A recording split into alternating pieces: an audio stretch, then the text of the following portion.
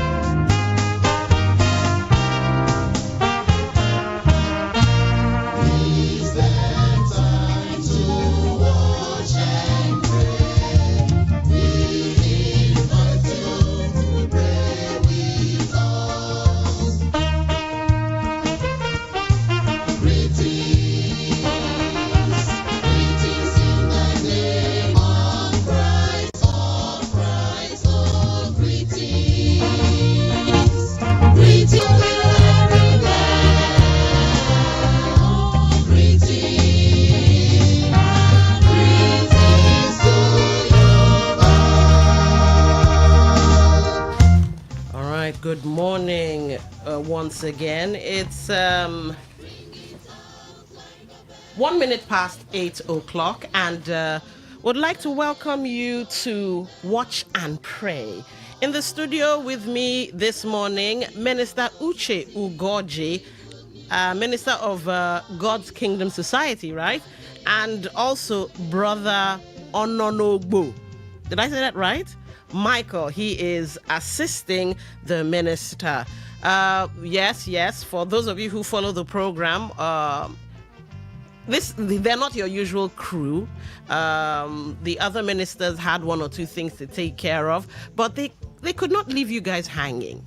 You know, man cannot live by bread alone, as they say, right? Yeah. Man. So yes, another representative of Christ is here to take us through the day. So we start with prayers, right? Yes. All right, let us pray. Okay, let's do. Let's pray. Our Heavenly Father, the God of unequal wonders, who dwells between the cherubim in the heaven of heavens, the Father of our Lord and Savior Jesus Christ, we are indeed very grateful to you for waking us up this morning to be part of this program. Pray that thou send thy Holy Spirit to guide all that we shall say and do, so that at the end of it all, we shall all be spiritually nourished and benefited by thy grace and power. I will pray. Break, and when we come back, Society, each good news of life to carry forward again today.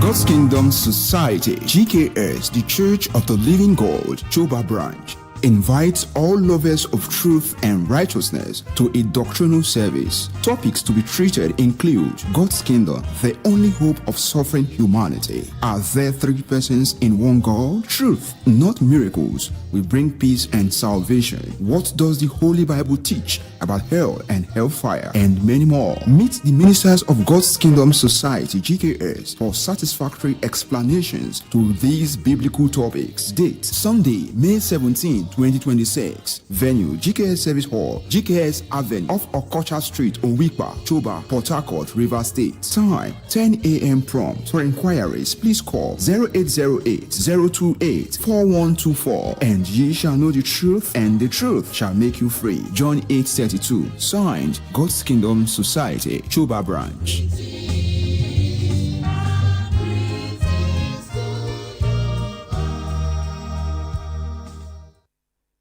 all right. So let's get to learning the Word of God this morning. Yeah, thank you very much. Let me start by welcoming our viewers and our listeners. This is God's Kingdom Society, the Church of the Living God. For this morning, for this month's phone-in program, we've chosen a topic which is not often discussed. And what is it? Was Christ born? Was Christ crucified on the cross? Was Christ crucified on the cross? It is very common today to see many wear necklaces, even earrings, and other ornaments with the pendants, with the cross attached to them. It's common also to see people sleep, even on their hospital beds, with the cross under their pillows. In cathedrals, behind the altars, you see the cross mounted conspicuously. And in religious processions, you see a cross bearer many times in front of it. But is it really true that Christ was hanged on the cross, for which the cross for many years now has been seen and treated as an article of faith? We believe that there are powers inherent in it, and that these powers that it carries can even fend off or keep away demons. It is very important for us to get the facts about the cross. It's interesting, and it will be important to start by saying that the cross is strange to Jewish tradition. The Jews had nothing to do with the cross. It was only introduced many years after the Roman domination. What the Jews were familiar with is the tree. And it was God's ordained instruction that whenever anyone is cursed and that person needs to be killed, it should be hanged on a tree. I would like us to read the Bible in this respect. Deuteronomy 21 and 22. Deuteronomy 21 and 22. And all the men of the city shall stone him with stones. Say, and all the men of the city shall stone him with stones. That he die. That he die. So shalt thou put evil away from among you. Yes, continue to read. And all Israel shall hear and fear. Yes. And if a man committed a sin worthy of death. Take note of this. If a man commits a sin worthy of death. And he be to be put to death. And he to be put to death. And thou hang him on a tree. And thou hang a tree. Say his body shall not remain all night upon the tree. Let's remember this, because we will consider it in the New Testament after Christ died on the tree. Yeah. But thou shalt in any wise bury him that day. Yes. That same day, such a person should take note of this. For anyone that is hanged, so treated, is accursed of God. That by the land may not be, yeah. That the land may not be defiled. Let me go quickly to the New Testament to link this very law of God, which the Jews kept to, and we're going to consider it concerning the killing of Jesus Christ. They kept to their law, even while in Rome. Read Galatians chapter 3, verse 13.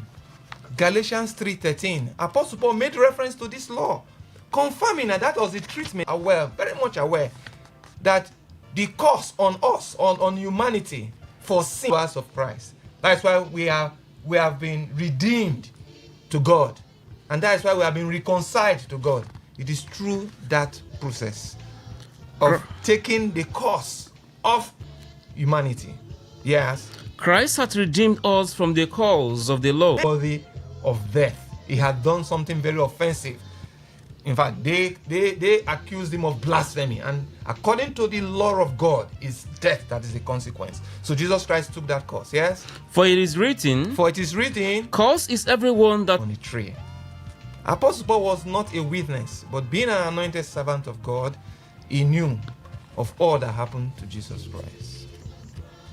There are witnesses, the apostles, who were witnesses of the crucifixion. Or maybe before we talk about that, it would be good to put the word cross as used in the New Testament in its right perspective. Cross, as we see in about 28 verses of the New Testament, was wrongly used. If you consider when we are told in Matthew chapter 27, during the crucifixion of Christ, during the trials, Jesus Christ was walking towards Golgotha. We remember we are still told that Jesus Christ was made to carry his cross. At the point somebody has carried his cross, he was on the cross and he was being treated badly and all of that. All those places, especially in Matthew 27, 32, 40, 42, is stauros. And stauros in Greek, when translated in English, is a never with a cross beam. Never. And it will interest us to also reflect a bit on Jesus Christ using the word cross. When he said in the book of Matthew chapter 16 verse 24, that whosoever must come to him must deny himself and carry his own cross and follow him. That whoever does not do this is not worthy of him. What does Jesus Christ mean there? What he tells us, before the advent of Christ, cross had been used in Roman traditions to kill, to crucify criminals and enemies of Rome. Interestingly, Romans were never crucified on the cross, even when they are criminals. So they use it for enemies and slaves, people that are strange to Rome. So over time, cross took or assumed a metaphoric application. That was why Jesus Christ was making reference. Comment whatever that you're carrying to follow Jesus Christ. Now let's look at some of the witnesses, what they had to say about Jesus Christ and the instrument of chapter 5, Acts chapter 5, 29 and 30. This was Peter speaking on behalf of the 12 apostles, the other apostles that witnessed, now 10 apostles as at that time. Jesus Christ. Yeah? Then Peter and the other apostles answered and said, And then Peter and the other apostles answered and said, we ought to obey God rather than man. we ought to obey God rather than man, because they have been asked by the Jewish leaders to stop. Raise up Jesus, whom ye slew and hanged on a tree. Say, God Almighty raised up Jesus, whom they slew and hanged on a tree. Peter and the other apostles, they were there. Read Acts, it's the same book of Acts, chapter 10, verse 39. And of the Jews, and in Jerusalem. That was when Peter was with Cornelius. He had been sent by God to anoint Cornelius in the past. Continue to read. Whom they slew And hanged on a tree. they slew and hanged him on a tree. Peter was there. Apostle Paul also gave further witness. When himself and Barnabas were on a chain at Antioch, they continued. Read Acts chapter 13 this time, 29 and 30. 29 and 30. Acts chapter 13. And when they had fulfilled all that was written of him down from the tree, They took him down, very graphic. They took him down from the tree. and laid. But God raised him from the dead, Yeah. and he Yes, he was resurrected by God on the third day. Does it strike anything when he said Jesus Christ was taken down from the tree? Remember Deuteronomy 21, 22, 21, 21 and 22. That must be brought down and buried. That happened to Jesus Christ. I want us to now consider John chapter 19. John chapter 19, 6 and 7. Jesus Christ was before Pilate. Pilate, at the point, Jesus Christ kept mute, but Jesus Christ cautioned him that the power that he had, that he was boastful of, was given to him by God. But I want us to consider verse 6. The trial had revealed. He saw that Jesus Christ was truly an innocent man. Remember, the wife of Pilate also dreamt and warned the husband that man is Pilate. So let's hear verses 6 and 7. When the chief priest therefore and officers saw him, Yes. they cried out, saying, Yes, Pilate brought Jesus Christ. They cried out. Yes? Crucify him. Crucify him. Crucify him. Crucify him. Pilate said unto them, Pilate said unto them, Take ye him Take ye him and crucify him. Crucify him. For I found no fault in him. He said he found no fault in Christ. Continue to read. The Jews answered him, The Jews sharp-mouthed them. And 21, anyone that does anything so badly and that person is accursed by them, according to the law, blasphemy or whatever, that person should be put to death and hanged on a tree. So they were boastful. We have a law, yes? and by our law, He ought to die. He ought to die. Trust the Jews. Yes? Because he made himself the Son of God. He made himself the Son of God. They didn't understand Jesus Christ's teachings. That is okay. Did they really effect this law? We'll just consider just one instance. You know, we know the man called Joseph of Arimathea, who went up to Pilate quietly to ask for the body of Jesus Christ. Or the corpse of Jesus Christ, as it were. We'll read verse 31 only. Verse 31 only. The Jews, they follow their law. And that Jesus Christ was buried same day was in compliance with that law. Read verse 31. The Jews therefore, because because it was the preparation a day before a Passover, that is the high Passover. Yes. That the bodies should not remain upon the cross on the Sabbath day. The high Sabbath. I meant the high Sabbath. The day before the high Sabbath that Jesus Christ died, it was necessary, according to the law, that the body must not stay till the following day. They were not following that law, as they boasted that they had a law that would guide them concerning his crucifixion. Continue to read. For that Sabbath day was an high day. Yes, read on. Besought Pilate. They besought Pilate that their legs might be broken. Yes, read on. And that they might be taken away. Yes, read on. Then came the soldiers. Yes. And brake the legs of the first. Yes. And of the other, which was crucified with him. It's okay. Just wanted to make that point clear, that is documented. Before they got to Christ, he had already died. In fulfillment of what was written in the scriptures, that none of his legs, according to Psalm 34 verse 20, that none of his legs shall be broken. That fulfilled. So, my dear listeners, there's so much to still say. Apostle Peter also gave further testimony on this account. In 1 Peter chapter 2 verse 24. Let's read it. We have it. Let's read it. And we'll wrap it up there. 1 Peter chapter 2 verse 24. The testimonies are many. 1 Peter 2:24. Apostle Peter. Who his own self bare our sins in his own body on the tree. That's it. That Jesus Christ himself bare our sins with his own body on the tree. That we, being dead to sin, should live unto righteousness. Thank you. My dear listeners, I believe I've been able to bring from the scriptures relevant portions to show that Jesus Christ truly was not hanged on the cross, but on the torture stake, on an erect wood, as the custom of the Jews was in those days. Thank you for listening. All right, interesting.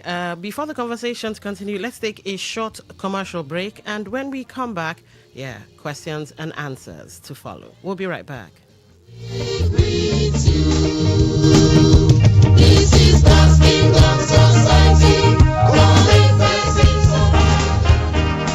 Are you searching for the truth and a deeper understanding of God's purpose for humanity? God's Kingdom Society invites you to a doctrinal service where important Bible questions will be clearly explained. Discover answers to thought-provoking topics such as God's Kingdom, the only hope of suffering humanity. Are there three persons in one God? Truth, not miracles, will bring peace and salvation. Ordination of women pastors, does the Bible support it? And many more. Date, Sunday, May 3, 2020. 2026. Venue GKS Service Hall, 215 Bender Street, Port Harcourt, River State. Time 10 a.m. prompt. For inquiries, please call 0808 028 4124. Don't miss out on this enlightening program for your spiritual growth. And ye shall know the truth, and the truth shall make you free. John 8:32. Signed, God's Kingdom Society, Port Harcourt and Branch.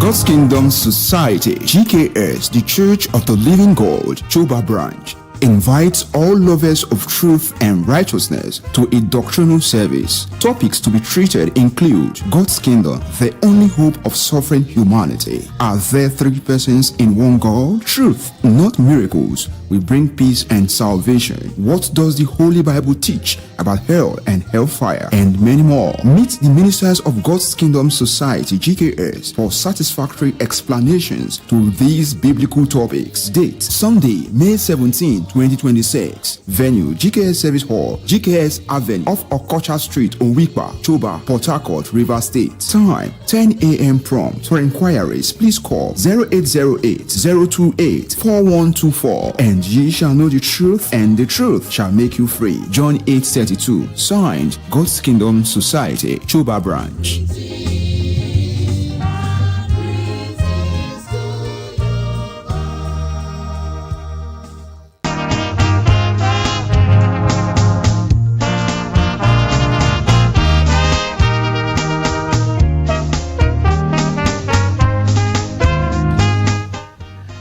24 minutes past 8 o'clock, and of course this is the GKS Watch and Pray radio call-in program.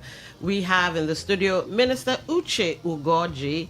He's a minister of God's Kingdom Society, and also Brother Ononobu, right? Michael.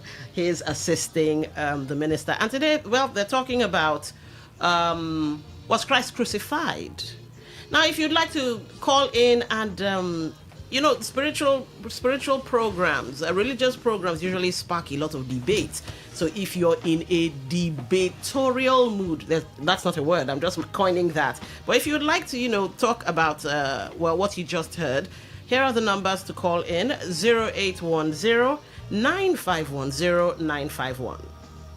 0810-9510-951. If you'd like to send in messages, text messages, voice notes, and WhatsApp messages, 0701-9339-962, 0701-9339-962. Now, I have my own questions, but I see the phone lines already buzzing. All right, let's take some questions and see what we find. Today, 95.1 FM, welcome to the show. What's your name? Where are you calling from? Hello, Dan. This is Dr. Dennis. All right, Dr. Dennis, go ahead. You have the floor. They're listening. The pictures, I know that maybe it were the works of sculptors and all, show Jesus Christ's hand above his head, crucified. Then the legs entwined, crucified. Yes, the cross may be, a figurative thing. But I now want to ask the man there. He has outlined that Jesus Christ was crucified. Yes, he agrees with it. What's the difference between crucifying on the cross and crucifying on a tree? A cross is made out of tree. Whether it was tree or cross, the man who came and was accused because he stood for righteousness, you understand, they did not understand him, and they say, oh, why are you equating yourself to God?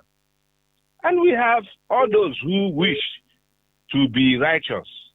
It's an example for them to follow. And then in Ecclesiastes 12:13, it says clearly that the whole duty of man on earth to do, whether you like it or not, is to know the laws of God and obey them.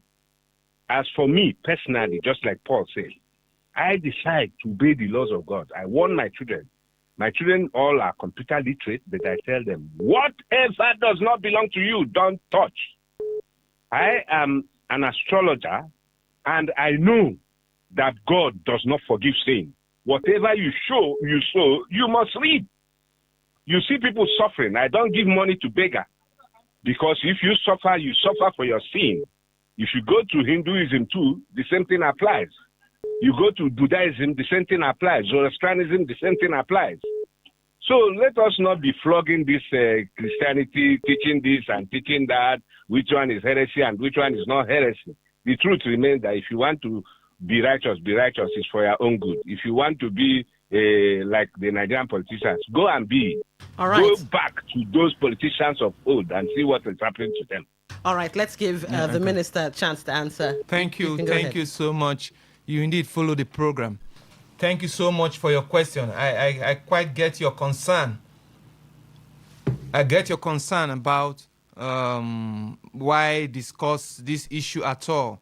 You know, the Bible, according to Apostle Paul in 1 Thessalonians 5, verse 21, advise that you should prove all things and hold fast that which is good. From the days of Christ, there had been those who were teaching. They were teachers before Christ. The scribes, the Pharisees, and the Sadducees. These are people who thought they were the successors of Moses, as it were. But Jesus Christ came and found that they had gone so far from the teachings of God. That was why Jesus Christ, in Matthew chapter 15, verse 7 to 9 there, he rebuked them. That they were those who were teaching for doctrines, the commandments of men. That means their own commandments. They switched it for God's laws or ordinances. That is not right. That has continued till now, my friend. It has continued till now. So if Jesus Christ was not hanged on a cross, that means with his hands apart, a crossbar, if he wasn't hung, and that is what is taken into. Okay, let me just bring this in. There are fables about this cross. The mother of Constantine, for instance, called Helena, we were told that she went on a voyage to Jerusalem searching for the cross on which Christ was killed. And then they caused some digging around the place where Jesus Christ was buried and all of that. You know where the crucifixion took place. And then they found 3 crosses. That's what I was saying. They found 3 crosses, and then they eventually tried healing a particular woman with the 3 crosses. And the cross that now healed the woman was not adopted as the cross of Christ. That story is not real. It's not real. It's a fable. What about Constantine, who looked in the sky when he was to go for a battle, to cross the Milvian Bridge for a battle? He said he saw a cross. And he was told that this is a sign that you should go, that you will conquer. That Jesus Christ appeared unto him and gave him a sign. And with that, he went and he conquered and became a Christian. That is a fable. That is a fable. So that is how these things. So you see that the use of a cross is not from Christ, neither is apostles. And we are supposed to be followers of Christ. So we will stick with what is true. And that is the essence of such discussion. Because Jesus Christ was the one that said it. That let them alone be the blind. Because what happened was that attention was brought to him that did he know that for all these teachings and all these things he's saying against the Pharisees and the scribes, that they were angry with him? Jesus Christ followed them in verse 14 of Matthew 15. That let them alone be blind leaders of the blind. If the blind lead the blind, both, and that is very serious, both will fall into the ditch. So people need to have knowledge of what is right. It is not what we adopt and say, oh, this is okay, and this is what we would do. And we expect God to accept on Christ. I say, So that is the essence of this. It is good that the truth be put out, be made clear. So it's not left for us to believe or not to believe. And my question is this.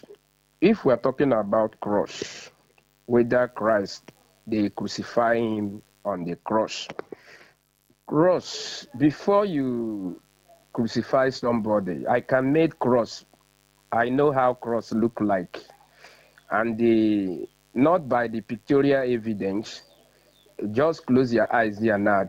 talk about cross, the other hand, the right hand side, you slay the other side on the other side, and they nailed him. So how can you say that they didn't crucify Christ on the cross? So to me, if you come to the Matthew 27, Mark 15, Luke 23, and the John 19, all those places are referring where that is true. Yes, the Bible stated that Jesus Christ was crucified under Pontius Pilate. So, and the crucifixion that you people are talking about, I don't really understand. Was Christ crucified on the cross? That is the question you need to answer me. All right. I think I will just summarize all that we said. We started by making reference to the Old Testament, that God Almighty gave a law to the Jews in Deuteronomy 21, 21 and 22, that if anyone amongst them be judged, be a criminal for any offense, and be judged accursed, that means now made a curse by the law, like maybe a blasphemous Jew in those days and all that, that they should kill him and hang him on a tree. That is where it started from. And the Jews held onto this law. It interests you that Joshua, who took over from Moses, in Joshua chapter 8, verse 29, we will not read it, but take note of it. Joshua 8:29, when God gave him victory over the kings of Ai, we are told that Joshua caused that the kings be hanged on a tree in line with God's law. And that he also gave instruction that before the day we done, like before the following day, they should bring them down and bury them. That is Jewish law. The same thing played out with Jesus Christ. And we considered portions of the scriptures in the New Testament. John chapter 19, 6 and 7, where Pilate washed his hands off the crucifixion of Christ, and the Jews boasted, oh, we have a law, and by our law, he must die. And we considered also portion where the Jews were effecting the law, making sure that his body will not stay overnight. Quietly, Joseph of Arimathea went to plead for the corpse, and he took it and fulfilled the law. And Apostle Paul making reference to the curse on mankind that Jesus Christ had taken from all of us, that Jesus Christ was made a curse for us in Galatians 3:13, where Apostle Paul says, cursed is everyone that is hanged on a tree, making reference to Deuteronomy 21 and 22. Then, when you make reference, and I made reference to Matthew 27, other portions where cross is used with respect to the word is semantics now. The word cross is used in reference to Jesus Christ's crucifixion. The original Greek word, and you can check it, is stauros. Another synonym, and that you find in the Acts, where they talk about the tree, is zulon. These are Jewish Greek words. Greek words from where the English, the King James Version in English is translated. What is there is stauros, S-T-A-U-R-O-S. What is stauros? Is an upright stake, a pole, not with a cross beam. All the references make that emphasis, not with a cross beam. I can go on. I guess that should be okay for now. All right. Okay, it's getting hot in here, and I love the fact that, everybody seems to have an opinion about religion, Jesus Christ, and all. It's really a beautiful thing to see. Yeah. Funny enough, Jesus Christ is actually in the room with us now because we've been calling his name several times. Yes, in spirit. All right. In spirit, so he said. All right, so we have some more calls. Let's take this one. Today, 95.1 FM, what's your name? Where are you calling from? Okay, my name is Ali Obili. I'm your ancestors. Do you know? All right. Go ahead, ancestor. Let's hear your question. Okay, please, I would like to ask, since the death of Jesus Christ, please, what has changed in Africa? And why is it that everything we have to know about God is being told to us by a white man? Was God afraid to talk to us? And why is God not speaking to us up till now? Because I want God to speak to me, not what I heard about from a white man, to be what I should take to heart up till today. And I see that it's not working for me. So, since God died to take away our pain, I'm still in pain. People are still in pain. Jesus died that we don't have war. There are still war. So I really want to know that thing that after the death of Jesus Christ have really shaping the world or brought peace even to any. I just want to know the difference of what has been happening before that is no longer happening after the death of Jesus Christ and his resurrection. I got it. I got it. All right. Yeah, I got it. What has changed is that before the death of Christ, in the wake of the sentence of death passed upon Adam and Eve, men had no hope, or mankind had no hope of coming back to partake in anything that had to do with God. The death of Jesus Christ, and man was like ostracized from God. The death of Jesus Christ took away that curse that if man died, man would just be dead and be gone forever. That is the lively hope Apostle Paul spoke concerning. And Jesus Christ also spoke concerning it, that's resurrection. The truth, the light that Jesus Christ brought into this world now made us Africans to now know, just like the first caller said, that he makes all efforts to keep to the laws of God. It's not like Jesus Christ would say, it's not far from the kingdom of God.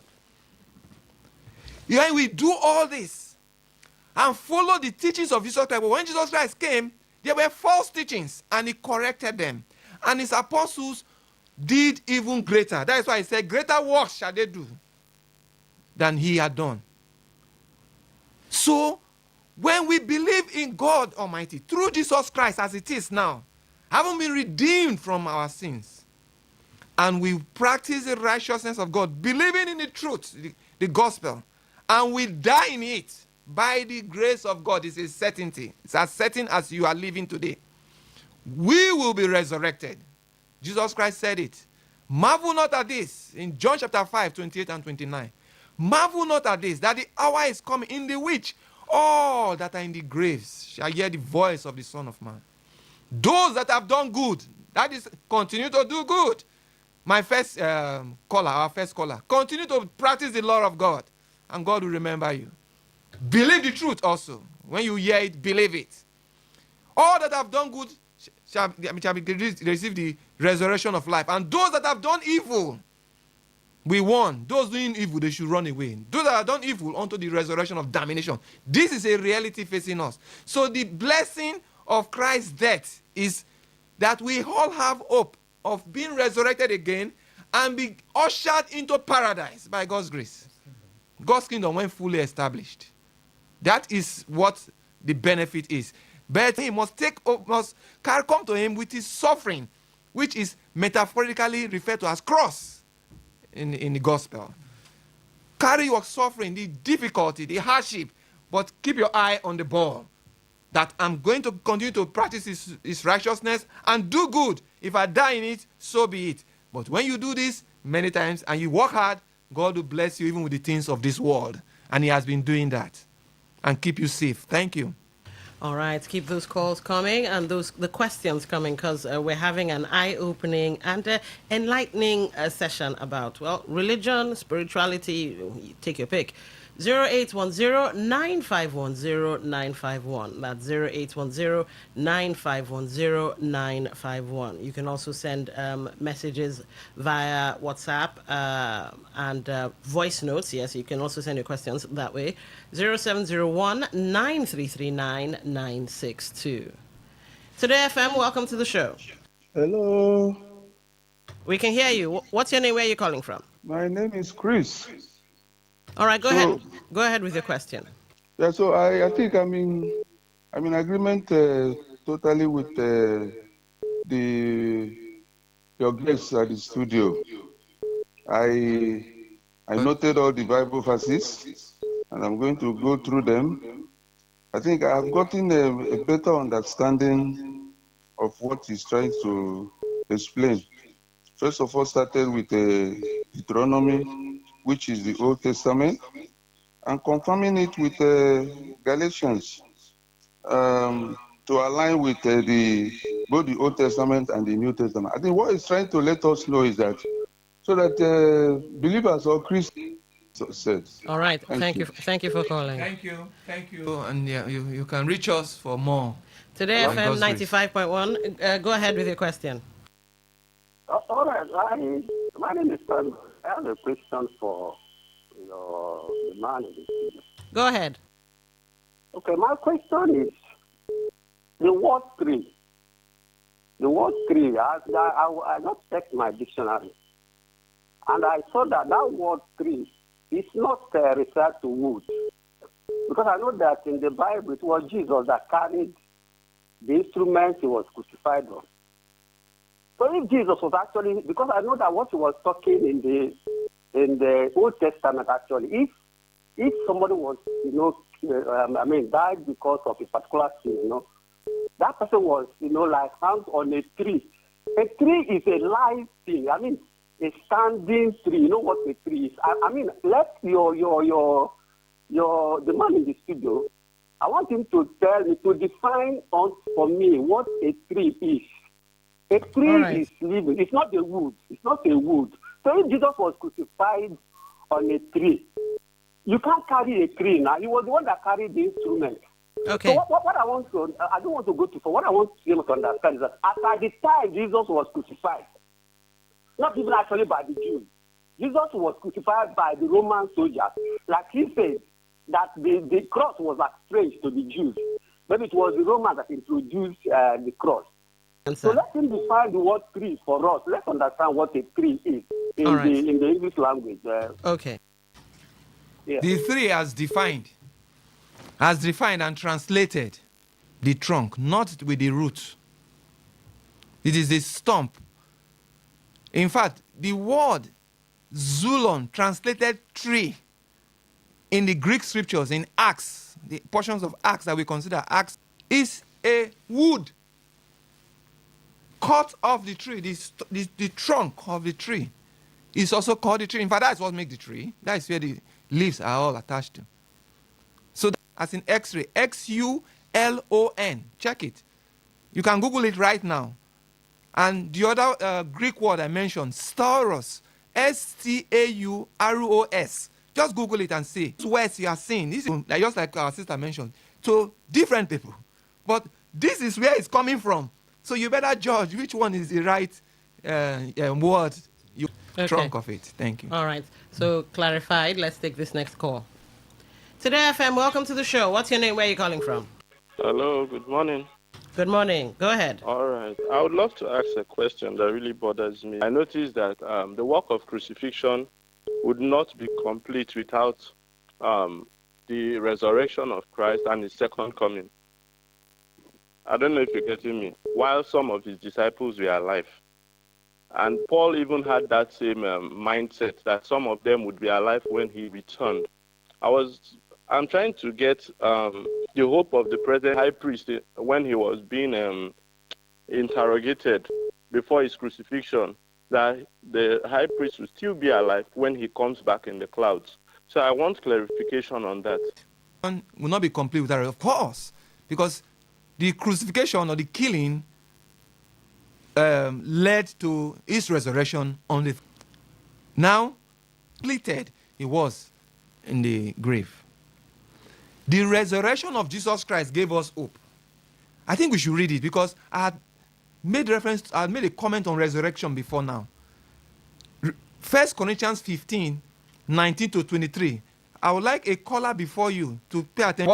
What is going to be? We have hope in Christ. If in this life only we have hope in Christ, we are of all men most miserable. That is it. We are of all men most miserable. But that has from the dead. But now is Christ risen from the dead, yeah? And become the first fruits of them that slept. Yeah, is it. Continue to read. For since by man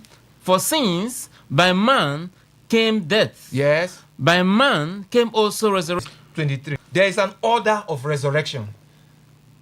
And the scriptures is clear. There is a first resurrection, there is a better resurrection, and there's a general here shortly. And in the better resurrection, Apostle Paul spoke concerning that in Hebrews chapter 11, verse 25. And then the general resurrection was what Jesus Christ, and I made mention of it earlier, that will involve both the good and the bad. First resurrection is promises to them, which are not supposed to be generalized, which unfortunately many generalize today. Complete verse 23, we are reading. Christ the first fruits. Christ the first, the second coming of Christ. They that are Christ at his coming. Who are those? that are they that are Christ at his coming. Is the anointed servants of God. They were made reference to in Revelation from the earth. Apostle Peter, Cornelius, and others who were chosen, Stephen, who were chosen after them, they are of the heavenly realm. They are people who live there on earth, but they will rule with Jesus Christ. 28 to 30. Jesus Christ had made specific promise, and that promise Jesus Christ made in this very particular portion we are reading is to the 12 apostles. Jesus Christ had other disciples, men, women. He never called them into this. But let's hear what he made specifically to the 12 apostles. Ye are they which have continued with me in my temptations. Addressing the 12 apostles, the foundation members. Ye are they that have dwelt them and lived with him with his temptations, yes? And I appointed unto me, even as God Almighty had appointed unto him, that ye may eat and drink at my table in my kingdom. What is that? That they may eat and drink with him in his table in his kingdom. And sit on thrones, judging the 12 tribes of Israel. Jesus Christ, this 144 or the 144 chosen and anointed servants of God who will be taken away from this earth, beginning from the 12 apostles, they are all kings and priests, like Apostle John, one of them, said. They are the ones, is the characteristic or the feature of the first resurrection, is that those, they die in the flesh, they will be resurrected in spirit. Unlike the better resurrection and the general resurrection.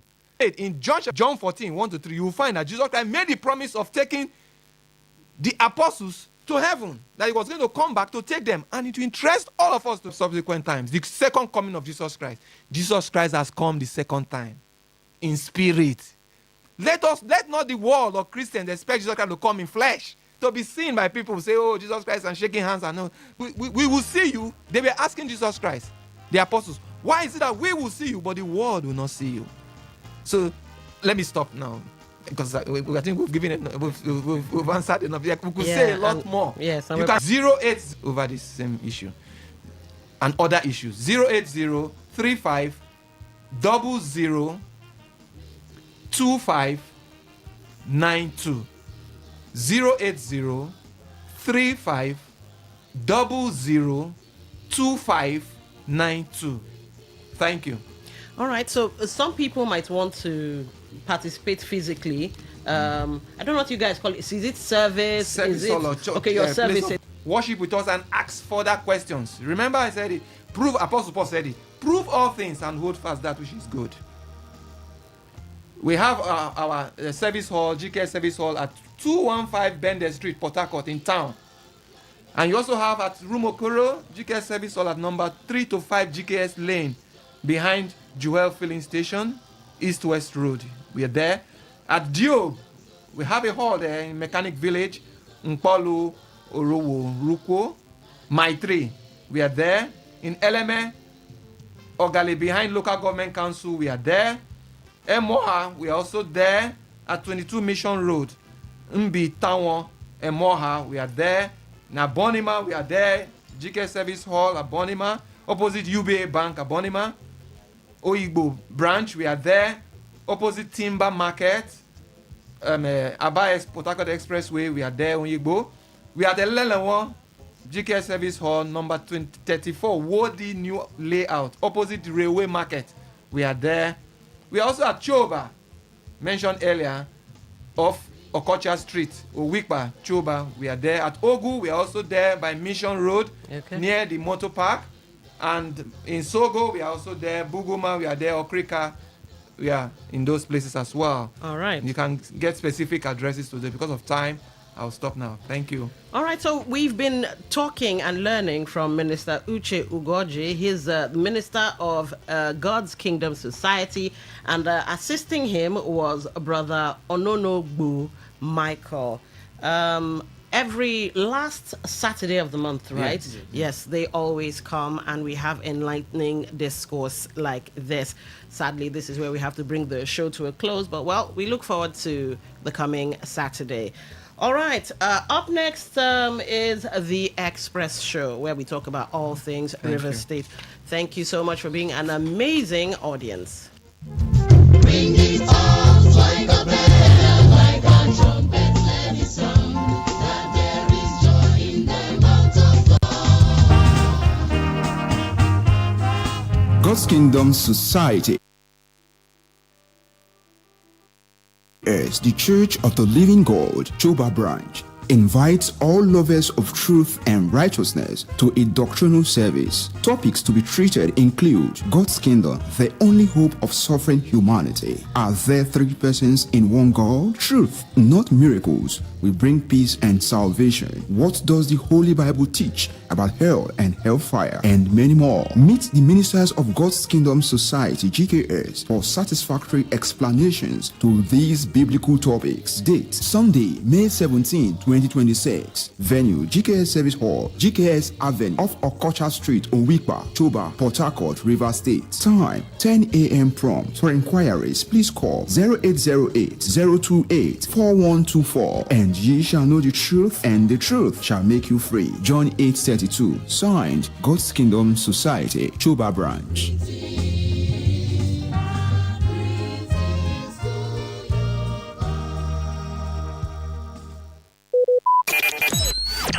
Talk radio. I listen to a lot of talk radio. 95.1 FM. Maybe home is somebody's smile when they look at you for the first time. Maybe home is being a home to something you love and adore with all your heart. And that is what life, friendship, and love are all about. Maybe home is listening to all of your favorite shows on Today 95.1 FM. We create memories. We inspire comfort. We are the voice of the people, and we are home away from home.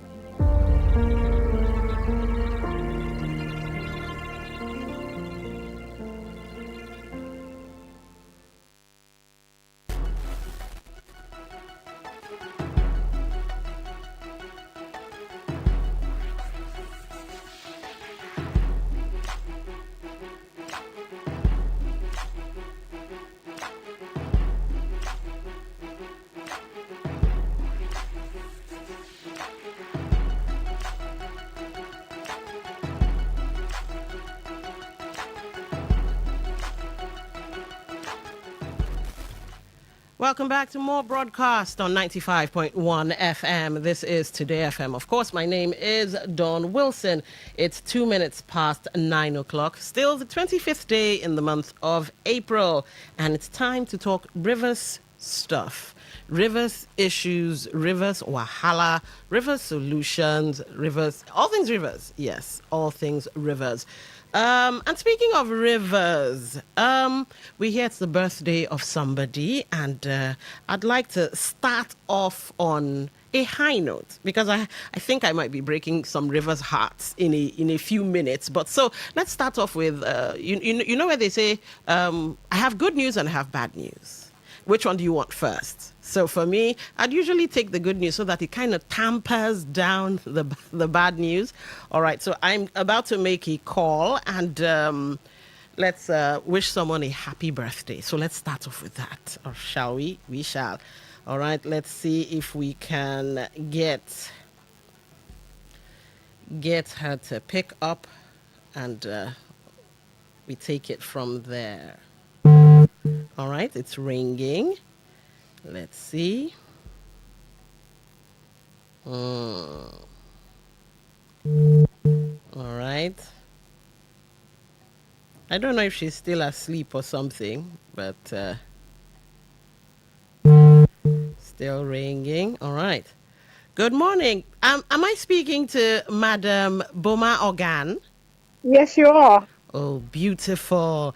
We hear it's your birthday today. You're hitting another milestone, 60. Yes, I am. Indeed, I am. Thank you. Beautiful. You have 1 minute remaining. I know I don't have 1 minute remaining. So this is Dawn from Today FM 95.1. Oh, wow. Yes, and the staff of the NDDC Co-op Microfinance Bank say we should wish you a very happy birthday. Oh my word, that's wonderful. That's All wonderful. right. Thank you so much. Lovely to hear from you. All right. Lovely to hear from them. I appreciate everyone. I've had a wonderful day. My husband has serenaded me with a choir in the morning. All right. Fantastic. I woke up to the sound of a beautiful choir singing in my front room. It was amazing. Thank you. That's lovely. Amazing. That's lovely. All right. So save us some cake. Save us some cake. There's plenty. You're welcome. all, Plenty. all, Please come. all Come. right. Thank you so much. All right. Happy Thank birthday you. once again. Thank you. God bless you. All Thank right. you so Bye. much. Bye. So yes, I'm hoping that put a smile on everybody's face. You see how the telcos wanted to spoil my groove. I have enough credit. Oh, you know what? Who else has noticed this? For the past few days, you make calls, and the calls going, you can't hear each other. Sometimes you even call, the calls drop, and then you get a text message. I'll call you back in such and such. You call the person, and the person like, I didn't send you any text message. So I don't know, a lot is going on with the telecommunications these days. But well, all right. It's Nigeria, but we're not talking Nigerian matters, are we? No, we are talking River State matters. And I did say I was going to break your hearts. Not be so, not so.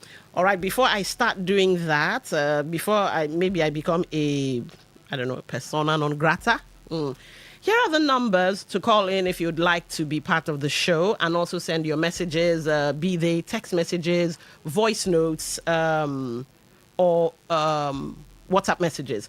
So 0810-951-0951. 0810-951-0951. For text messages, voice notes, and all of that, 0701-9339-962. 0701-9339-962. Now, you can also be part of the show via our socials and online for YouTube. Today951FM and Facebook, Today95.1 FM. Instagram is TodayFM951 and X is TodayFM951. Now, if you'd like to listen only via our website, of course, www.todayfmlive.com. Now, once you get into that space, you'll see the listen live. It's right there, smack dab in the middle of your phone. Just tap it. That's all. Nothing too difficult. Now, for those of you who prefer apps, some of you listening to radio via apps like Radio Garden and all of that. I think there's also radio.org.ng or something like that. Yes, download the apps either on Google Play Store or the Apple Store and just look for Today 95.1 FM. That's it. And you're golden, in with the cool crew, as I sometimes say. All right, with 7 minutes past the hour, let's get into it. Now, The Nation has this headline. 2027, Rivers people will decide next governor. That's the ADC saying that, by the way. Rivers people will decide next governor.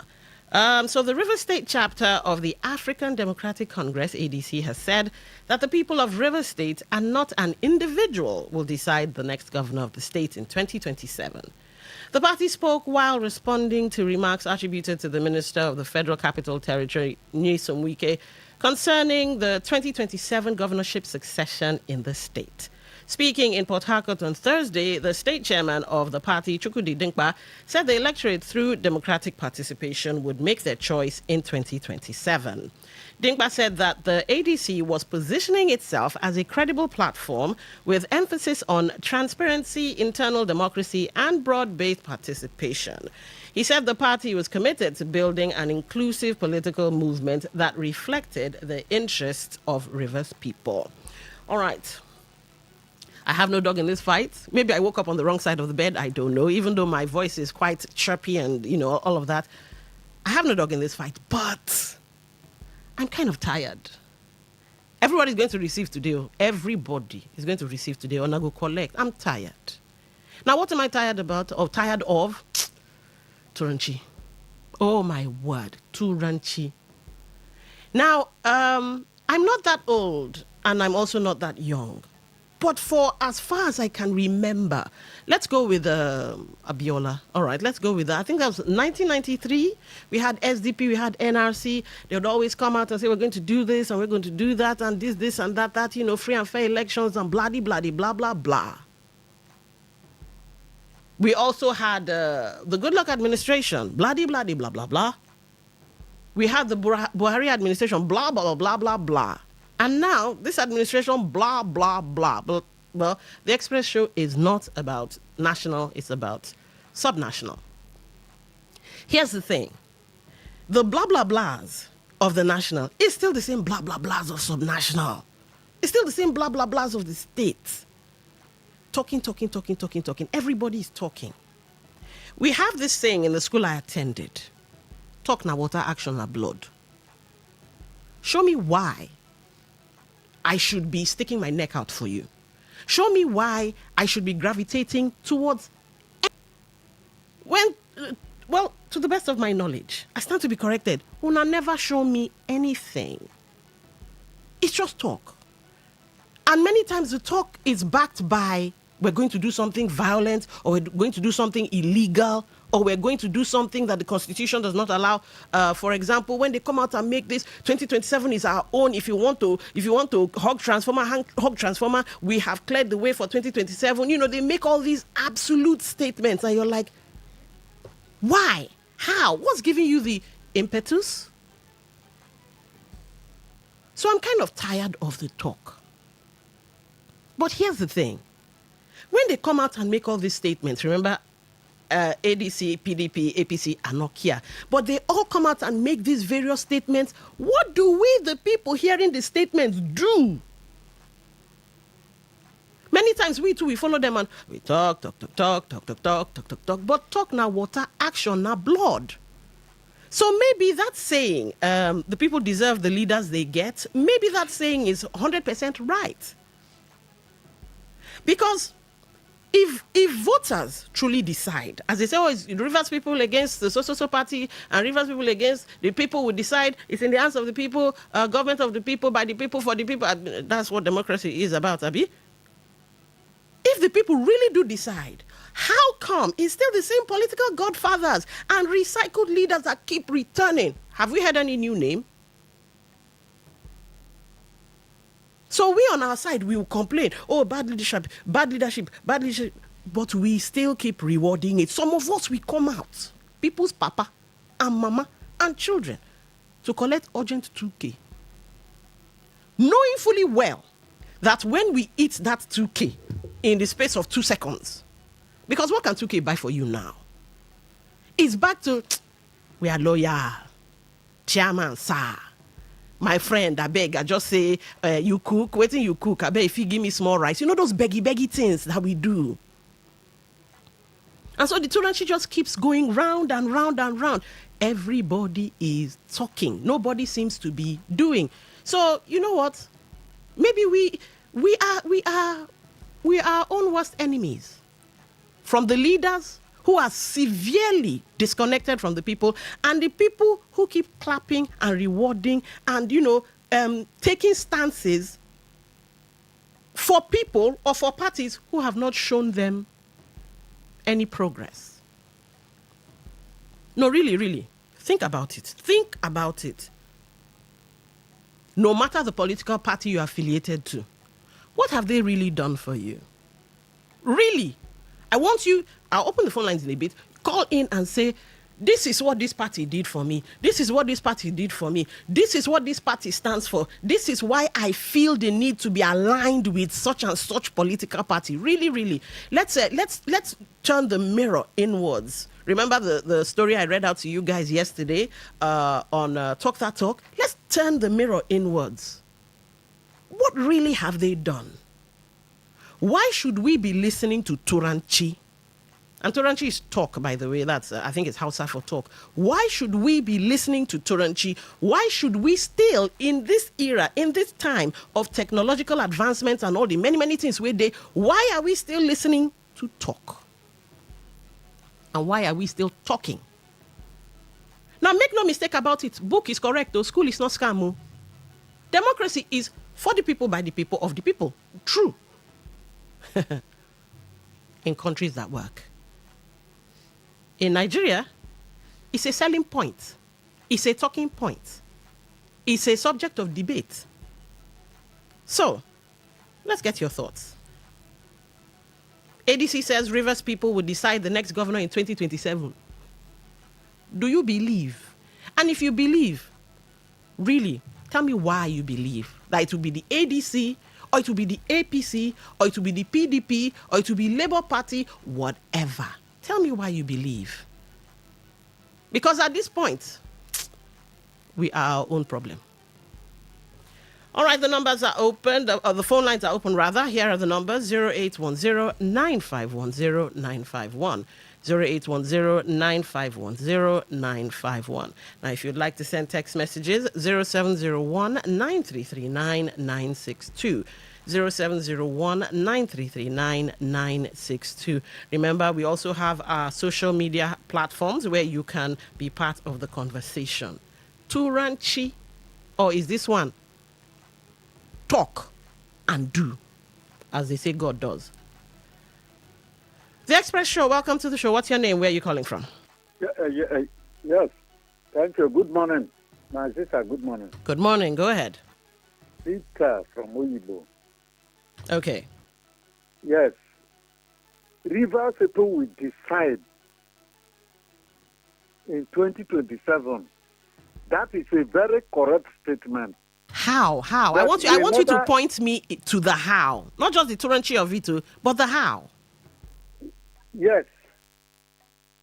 We have not known who is coming for now.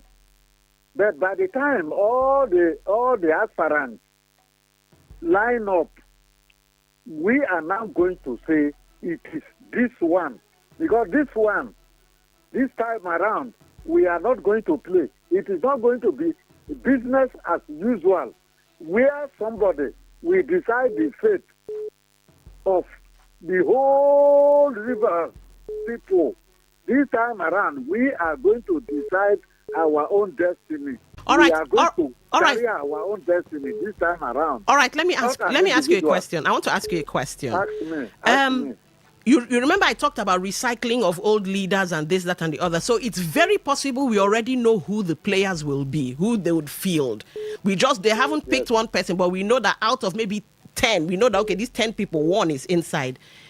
Can you point out one person that, okay, if they bring this person, we will side this person because this person can do this person can do that, and the person has not been recycled before? Point me to one person. I want to know the how. See, let us not begin to preempt for now, because I can begin to mention names, and at the end of the day, when the day will come, those names are not there. All right, fair enough. When the time comes, we know who that person will be. We know. We are all Rivers people. All right. We know the good ones and we know the bad ones. All right. Okay. All right. Thank you for calling. Thank you. Okay. Thank you. The Express Show. Welcome to the show. What's your name? Where are you calling from? Good morning to you, my lady. Good morning, The Real Gift. Welcome to the show. Thank you very much. For me, I disagree with ladies. All right. Why? Because it's not a question of Rivers people deciding. I keep going back to the 2023 election.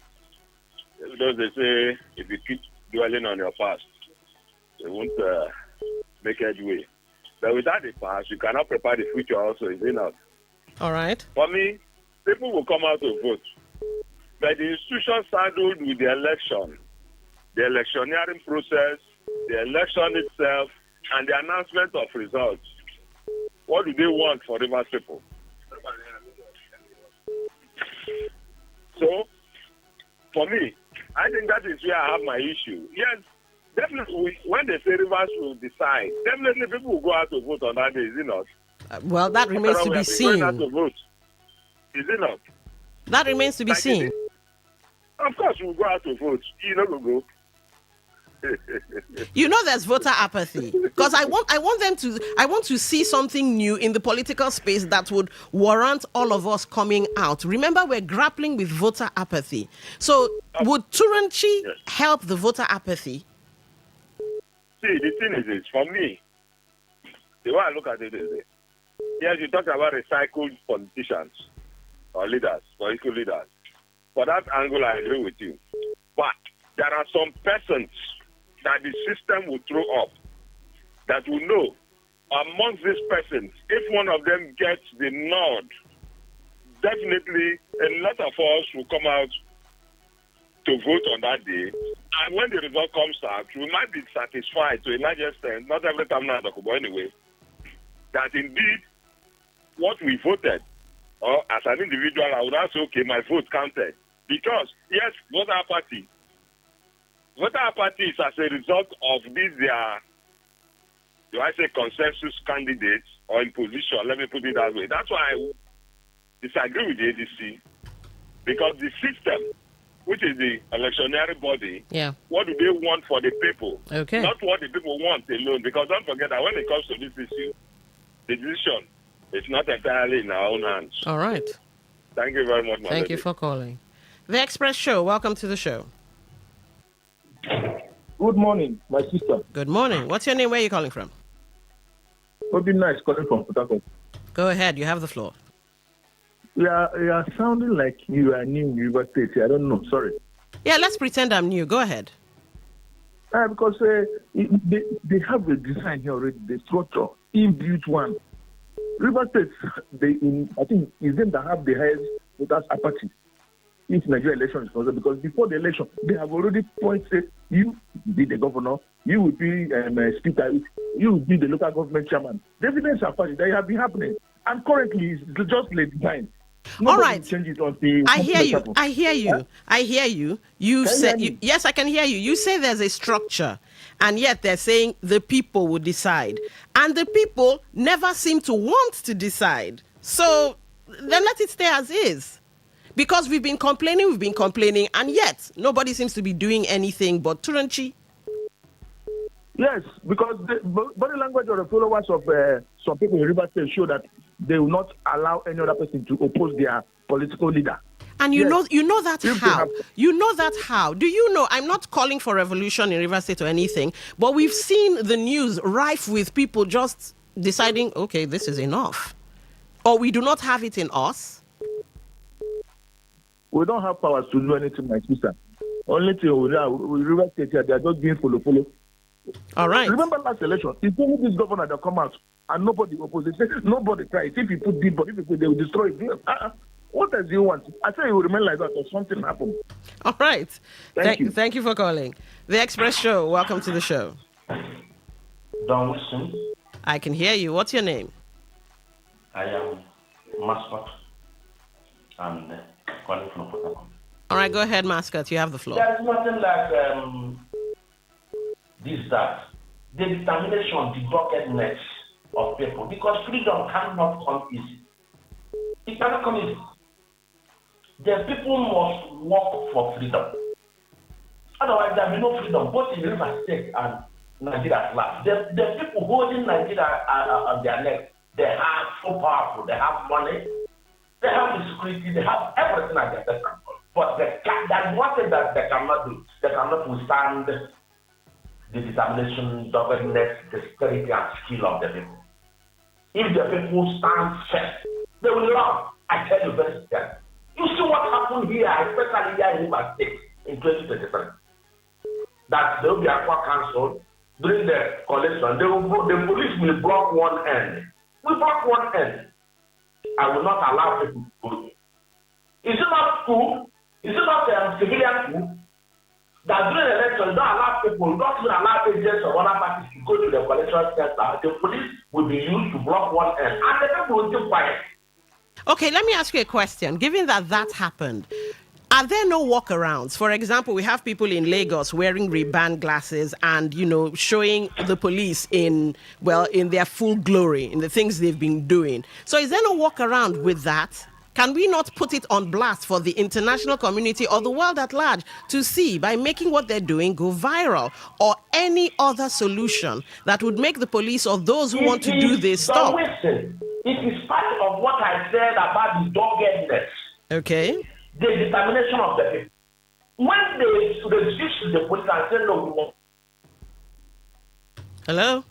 We must witness the council. We must witness it. it will become an international. Remember in 2007 what happened in Kenya? When the people said, Mwai Kibaki did not win, it is the later prime minister, that's the prime minister, what is them, that won the election. Kofi Annan then, when he was alive, the United Nations came to Kenya and procured a peace in which that man that died became the executive prime minister. So there must be action to elicit an international reaction. All right. The people must be strong this time. Otherwise, in 2027 going forward, as my talking now, I will face tax more than what I have already bought this card that I use. All right. The Express Show, welcome to the show. What's your name? Where are you calling from? Yeah, good morning, Don. Good morning. What's your name? This is another bomber package. This is Honorable Chris Okrish. Oh, welcome to the show. Let me say this, nothing but the truth. Rivers people have missed it. The target final. I thought maybe they learned from Abia State. We stood behind Alessoti. If you check what is going on, you notice that in Rivers State they are doing Rankadede party business. And if I may ask, who bought form for the politicians in Rivers State? The structure they are dragging before, is the structure still with them? The Jonah that is in the ship, they refuse to push the Jonah out. The Jonah are still in the ship. So nothing anybody can do. Most of the polling units are in the house of some of the Jonah's friends. There is some polling units, you get them inside somebody's compound. And who are that person that own that polling unit? It's a member, it's a friend to the Jonah. After sometimes through the window, the Chamo boys will be on the window waiting for the last person to vote. So if Rivers people want to remove this Jonah, they should look for outsiders that will help them. Okay. Partly vote from outside. But if you are waiting for these people that I see at times, they are going around with 60 lists, writing names of people with their some people have submitted their PVC with 20,000. All right. Some they are paying. I know why I'm telling you this is the fact. All right. So to me, if you people want to remove Jonah from, look for external force to vote. The Express Show, welcome to the show. What's your name? Where are you calling from? Dr. Dennis Onyagwaro. Oh, welcome back. I'm happy you are proactive. I am proactive, Listen, okay. I lived in India, the largest democracy in the world. All right. Where one man can cause change. You know how they do it? Go ahead, tell us. Vidana Sauda means House of Assembly. Shallow means let's go. Vidana Sauda, shallow. Crowd that will follow him. You will never imagine it. There is no military man, no policeman that is well trained that will see a sea of 100 people, 1,000 people coming towards him and he will shoot at them. It does not happen. That policeman, that military man is not trained. That is the simple secret of defending your votes. George Washington says that democracy remains the best form of government, but do not allow it to stray into the hands of the unscrupulous men and women, because you will have a nightmare.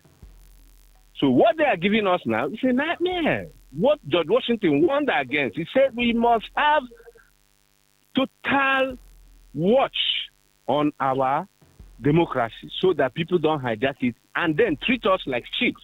Now, 100 million. Who among them today had 100 million? Had even 10,000 before he got joined into politics? All right. It's not done. Okay. So let people prepare. Even the Aboros here, you understand? Well, let's get them on that day. Everybody agree that we not go agree them, and it will not work. Okay. That's a fact. All right. Thank you for calling. Okay, the Express Show. What's your name? Where are you calling from? And you need to be quick because I need to go for a break. All right, be quick. let me say that the people will decide. But I tell you, there must be core rivers people to decide it. The core rivers are not yet ready to decide on their state. That is the truth of the matter. All right, you know what? remember- I will circle back to this. You can call back because we're about to take a commercial break. You call back and I'll let you have your say, all right? Okay, looks like he agreed with me. We'll take a short break, and when we come back, the conversations will continue.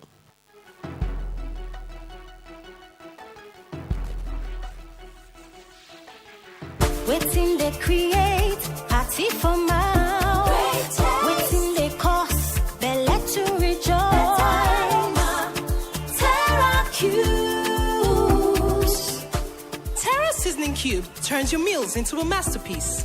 Unwrap joy, unleash taste. Hey, come cook with Terra Cubes. Come cook with Terra.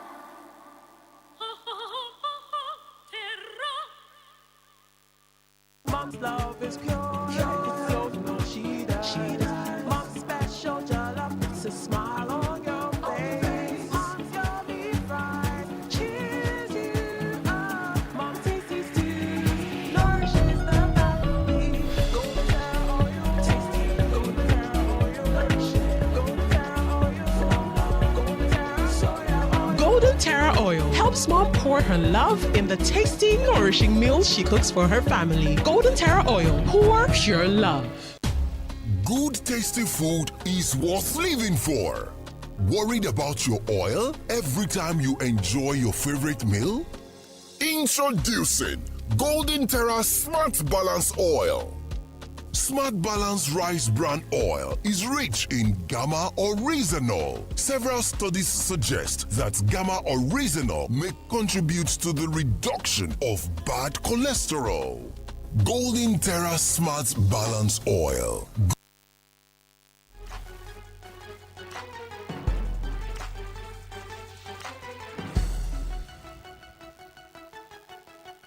All right, welcome. It's still the Express Show from your premium talk station, Today 95.1 FM.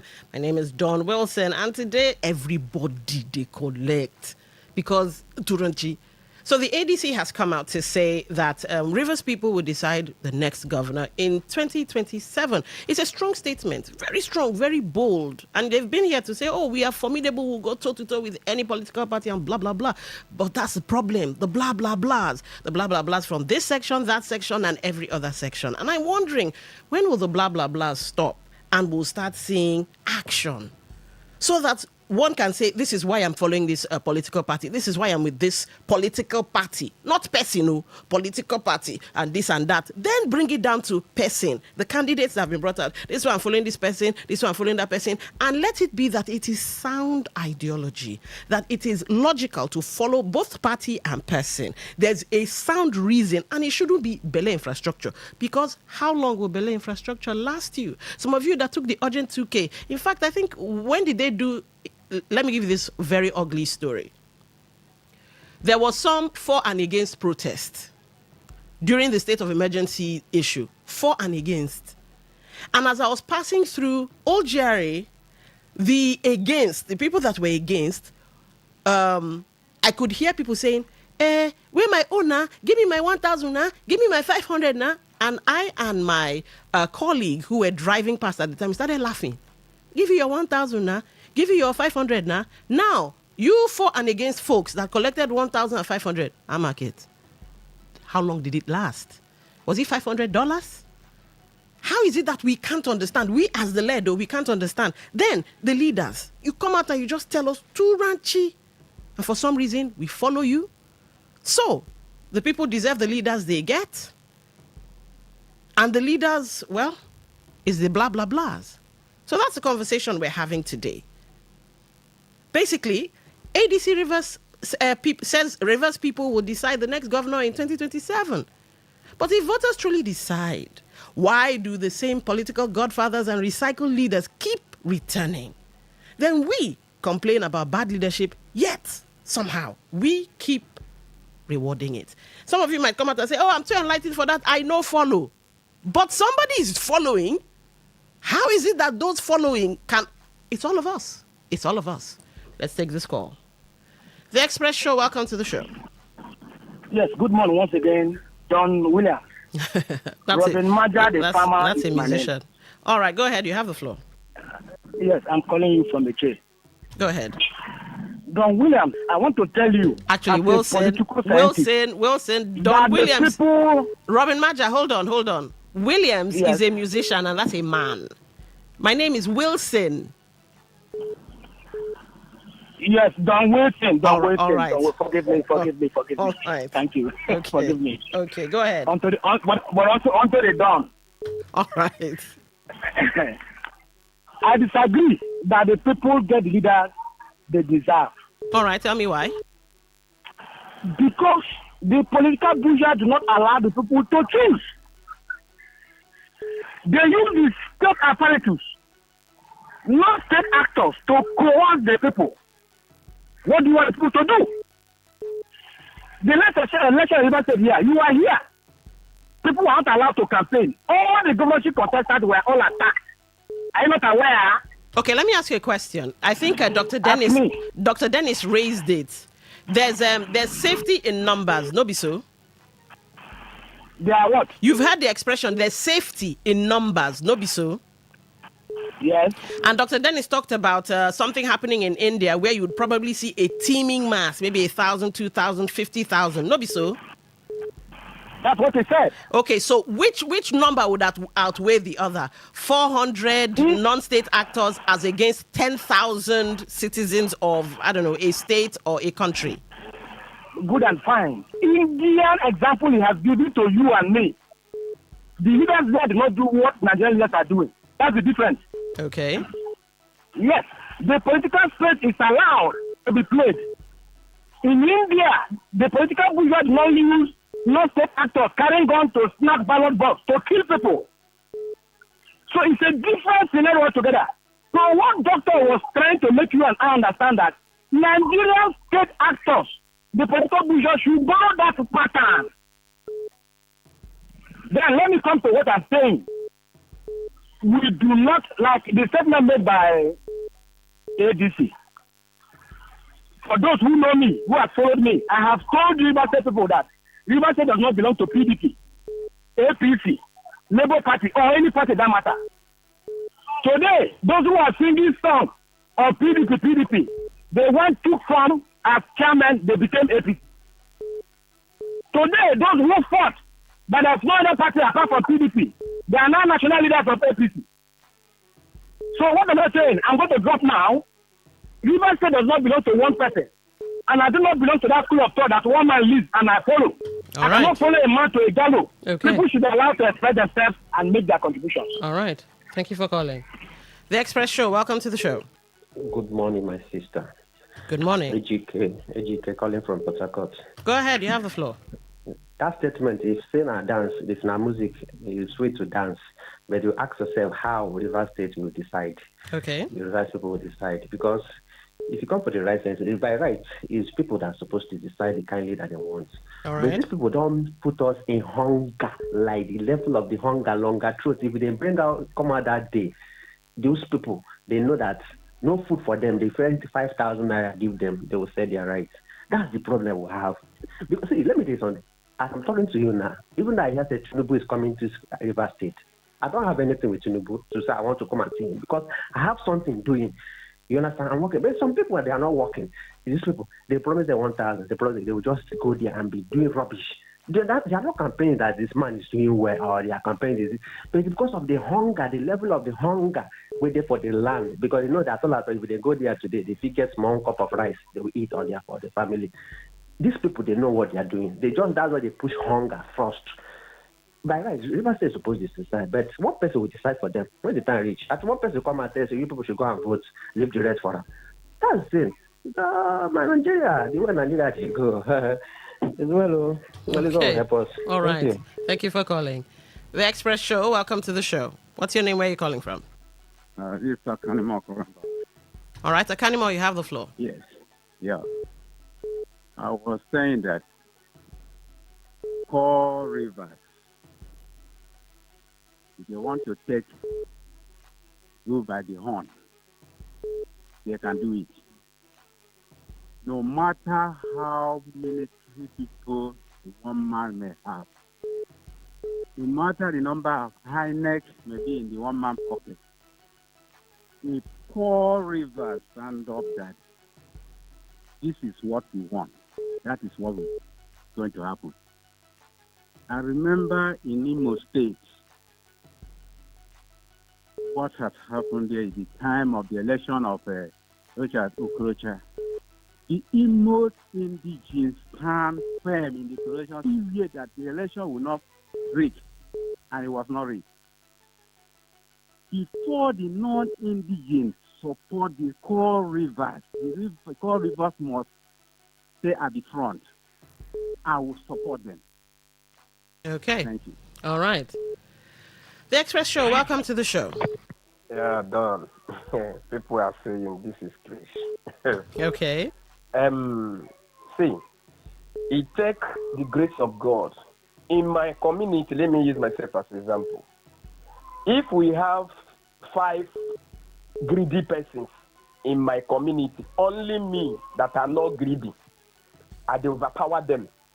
If I say this thing, if people give 10,000 to share for 5 persons, that 2,000 will go share them if I did.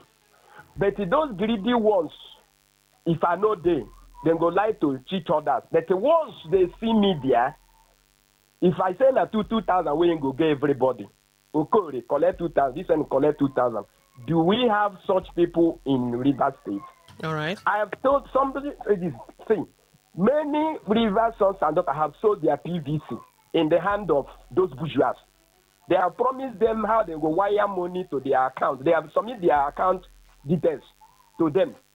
Some of their names are in 60 leaves books. So what we did in Abia State, they should borrow a leaf, go and copy what Abians did to pursue all those bruisers. If not, Naranka they business than they do here. The whole politician in River State here are businessmen.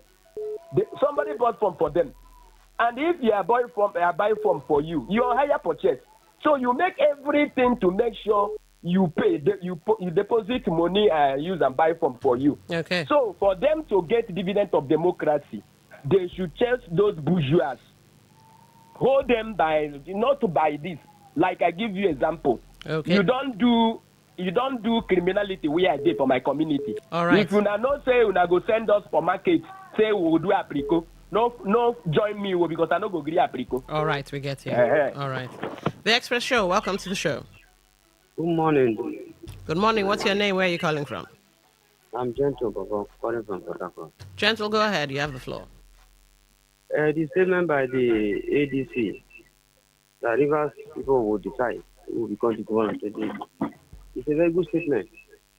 But do you know, my sister, the reason why it will be a bit difficult.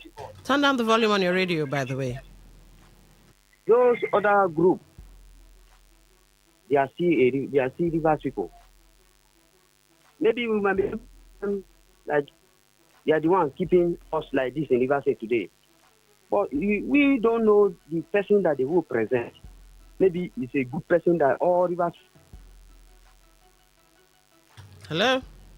Whether it's a person that all of us would like him to represent or be our governor. So it's a kind of a bit difficult because we don't know where the other people are going to, who the person that is going to present.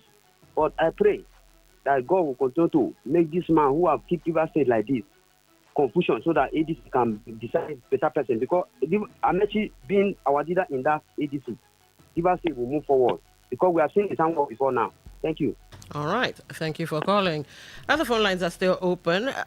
Turanchi, do the people deserve the leaders they get? Because, well, the people are following, I don't know, blindly. We're following for urgent 2K. We're following for packs of noodles. We're following for packs of bread. And the people come out, the various leaders come out on various platforms, various political platforms, and they make absolute statements. In 2027, this is what's going to happen. I will make sure it happens like this. And you look at it and you're like, you will make sure? I thought this was a country of laws. Now, I'm not referring to anybody. I'm just referring to the various headlines I've seen in different newspapers from different people, stakeholders. I would make sure this happens. I'm going to do this. I'm going to impose that. I'm going to this and that. And I'm like, wow. And when they make these statements, we the people hearing the statement, a lot of us will be, yes, a strong man. Or maybe Rivers folks, we like that strong man theory, strong man syndrome. A strong man, a gra man, I'm not referring to anybody, I'm just using that as a context. It shows that he's capable. He can do and undo. So let's follow this strong man. Maybe that's the way we're wired. Maybe it's a colonial thing. Because the colonialists came with brute force and this and that, and before you know it, we started towing the line, even down to saying our own ancestors were demons and following their own ancestors. But that's a conversation for a completely different day. So is it a strong man thing that we like? Forgetting that we are a country of laws? Forgetting that it's about us? Forgetting that these people who are getting into political offices are supposed to be serving us. And I don't use the word serving in a derogatory manner, but you hear public servant, civil service. It's in the description already. You're supposed to serve the people. Or have we just simply lost the plot? We've decided, nah, we're gonna carry the good, Jari. Well, let's get your thoughts and your calls. Now, on WhatsApp, presenter, is it true that there is leadership failure in Nigeria at all levels? Local government area, state, and federal. But this does not mean that we should fold our hands expecting a positive change. Voter apathy is not the solution. The solution is to keep on trying different leaders until we succeed. Imagine if Abia people did not join the Labour Party, the change would not have come. That's John Owaogogo. Okay, we should keep on trying different leaders. But John, here's the thing. I said it when I was building the foundation of the show. Different leaders. The problem is many of the leaders are recycled. Where is the new face? Where is the new man? Where is the Obama? Remember when Obama came out and people were like, wow, this is something new. This is something novel. So where is the new face? Because I heard somebody say Amechi. All right. Amechi has a track record, somewhat of a great track record, but he's recycled. If we're looking to the FCT minister, recycled. Even Peter Obi at this point is even recycled. Atiku is recycled. Where is the new face? Where is the person all of River State can get behind and say, this is the man for the job? And why is it or how is it that we're not having new faces but these recycled ones? Maybe because we allow it. So how do we get it right this time around? Because make no mistake about it, River State is losing. River State is losing. I don't even want to say has lost because I don't believe in being a defeatist. But well, River State is losing. Look at the state the state is in. You can see that something is clearly wrong. There's silence in quarters where there should be talk. There is dirty. Economic progress stalled. Nothing is going on. People are complaining. When you drive through the streets now, it's largely empty. Yesterday, I heard a supermarket that had been around since 18 waiting. It used to be on their billboard. They have closed. I was like, what? They're close to a park. So if you do the math, you know the supermarket. They have closed. The Express Show, welcome to the show. Yeah, good morning, madam. Good morning. What's your name? Where are you calling from? Yeah, my name is Evangelist. I'm calling from Rumodara. All right, Evangelist, you might have to speak up. I can't hear you very well. I'm Evangelist Gospel. I'm Rumodara. All right, go ahead. You have the floor. Well, you talk about recycling, the recycled ones that keep resurfacing. Of course, we are humans. So one cannot tell who is better than who by just surface look. Just like himself, when he came up, he used Lagos as a case study when he was the governor, that he was doing well. People, maybe that draws sympathy from many of his followers, that because he did well in Lagos, so he can do well in a large society like Nigeria. All right. So, and as a result, we have found ourselves. So with the people in ADC also that come up, well, we are humans, as I said before. We'll keep making our trials to see if at the end of the day, if we can get it right, by picking at least one of them that we think that, well, this may be a better person. But I believe that one day, a time will come that we'll actually get it right. We'll get the right person. All right. Thank you very much. Okay, thank you for calling. Now, here's the thing. I enjoyed Evangelist Gospel's perspective. I enjoyed it. But you know what? You political parties, I say everybody go collect. You better pick right. This 2027, you better pick right. So that people can get behind you, knowing that, okay, this man has proved his mettle before, or this man is... Imagine if we had an Aliko Dangote come out now in Rivers State and say, I want to run. Do you know many people will get behind that person? Because they've seen that, oh, this is a talk and do fellow. Not somebody that will come and tell you, I will build a conditioner in the street. You tell me some outrageous thing and I'll start dreaming and hoping and fantasizing. The Turanchi is enough. Anyway, let's go back to your messages. Good morning, Don. The way to go for me is to work my best in whatsoever government. Pray for the leadership, even though in some way it may not favor me. It doesn't favor everyone at the same time, all right? If I continue, one day I will become a leader. Then I will perform that magic in my mind. Or I can decide to go on a do or die protest and be ready to face the terrible consequences. Not to always complain and bring down the country with any opportunity I have and turn around to complain. Remember, the people in government today were ordinary people, but work together today. It is always easy to criticize. Talk now, water, action now, blood. Which state did you hear that? Delta, I guess. I am a boss. I actually heard that in Edo State, not Delta. But yeah, close, but no cigar. Yeah, so it is always easy to criticize. Yes, because those who are critiquing have eyes. It's like a dancer. When the dancer is dancing, now we where they look go say, oh wow, in Sabi dance. Oh, look at his leg day. See that incredible leg work. And that's the job of the media, as well as civil society organizations and all of that, to point out you're not doing it right. And when you point it out, then the right thing should be done. How come in the case of Nigeria, in the case of Rivers State, it always goes pear-shaped? I fail to understand that. Anyway, let's get some more messages. Let's see who this is. Una, well done. My name is Precious, chatting from Port Harcourt. Okay, that's lovely. All right, let's see if we have any text messages. A second, give me a second. Okay. All right, this was for the GKS people. Let's take a call. Welcome to the Express Show. What's your name? Where are you calling from? Yeah, my sister, good morning. My name is Wilson. All right. Wilson, go ahead. I'm calling from Port Harcourt.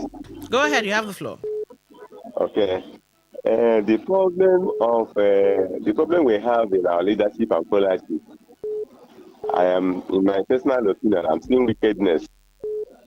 If it is not wickedness, no, we talk about recycling. Netanyahu, that is the Prime Minister of Israel now, or the leader in Israel, has been there severally. And when the rule of law is being followed, no matter how many times you have been in the system, you'll be guided by the law of the land. But ours is that for our wickedness, we have changed a lot of things to favor us and taking certain items difficult for even the populace. You see, only to recall a representative that is not doing well, they made it in position to be very difficult to achieve that. Nobody has been recalled unless either suspended or whatever. Now, when I come down to River State politics and what is happening, we are actually suffering it. And because of the wickedness, and secondly, we see politics here as a business. When you look about the politicians in River State, most of them are made up from the resources they got from politics in government. But there are other states where politicians have their businesses. After the election, you fall back to your business if you didn't succeed, and then you keep going from your business. But here, if you don't succeed, you must aim from there, fight and do whatever you can to make sure you keep eating. That is the problem of Rivers politics. Most of the politicians depend on politics alone. All right. And I'm only praying that God will see us. Our deliverance will only come when God intervenes. Because me, I've got tired of voting. You see that people vote, but our vote does not count. Okay. If not for that Professor Oti, who refused to be influenced in Abia, Abia election, Abia result wouldn't have been what it is. All right. Thank you for calling. The Express Show, welcome to the show. Hello, good morning. Good morning. What's your name? Where are you calling from? Akin from Port Harcourt. Go ahead. You have the floor. Rivers people are not ready to install a leader of their own. Okay. I remember in 2015, that is when all this political shenanigans in Rivers State started. The man they prefer as their God more than the God that created them. They succumb to his will, caprices. Rivers State 2027 is another opportunity for them to take their political destiny into their hands. They should do away with any candidate coming from the wicked camp. Because a time will come that wicked will hand over this state to his children.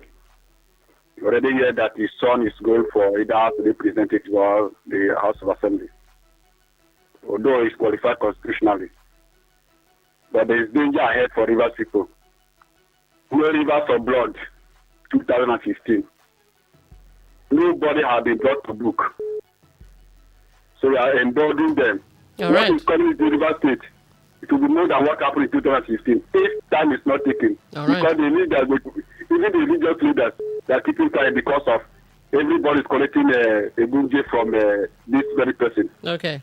Okay, we get They should be very careful. All right. I had to let you go. The Express Show, welcome to the show. Hello, Don. Google Indira Gandhi's office searched the Prime Minister of India, who was regarded as the best. Okay. Tax official said, Madam, please step aside. You have information that you're stocking money in your walls, the walls of your office and your homes. And the woman said, please do. They tore down Indira Gandhi's office. They tore down the walls of her room, her house, and were searching for. Even though they did see, but they got certain documents that talked about some sabotage of aircraft and all that. You know, that is where democracy works. Nobody respects anybody. Tax official, you went to school the way I went. Why must I answer you, sir? I was your classmate in Uniport. Why must I answer? In fact, it's shameful that some judges, some lawyers who taught some boys, then the boys will come and shit over their heads. Very shameful language. Thing, Dr. Dennis. All right, Dr. Dennis, thank you for calling. Let's see if we have any messages, and we might... we're practically out of time. All right, we'll take these messages, and that will be it. Good morning, beautiful presenter. The only solution to rescue Nigeria from the hands of those incompetent and corrupt politicians is for Nigerian youth to form their own political party. Interesting. And choose their candidates that will rescue Nigeria or Rivers State. That's Dr. Prince Nelson. All right. Last message here. Okay, I think we've taken this one before. This is from John. All right, with 2 minutes to the top of the hour, good things come to an end, as they say. Yes, I was already going through the Indira Gandhi thing, and like you said, they didn't find money, but there were nuances to the story, but maybe we'll take that on another day. This is where the Express Show comes to a close, at least for today. We'll have it again next week, Saturday. Up next is The Law Today, and you don't want to miss that. We're talking electoral matters. Thank you for being an amazing audience, as always.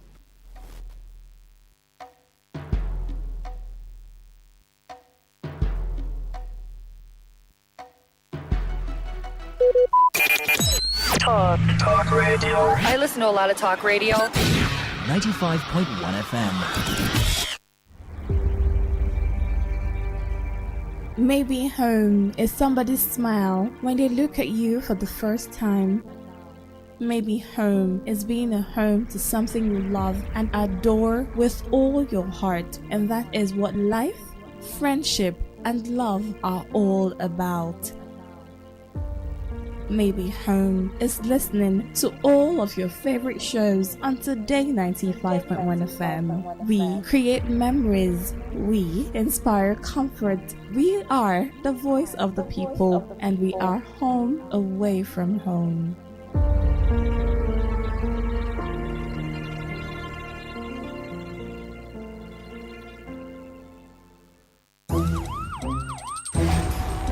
It all begins with breaking news. Now make no mistake, this is a difficult mission, and it will remain difficult for some time. Then it keeps trending. Events, issues, personalities, all struggling to gain attention.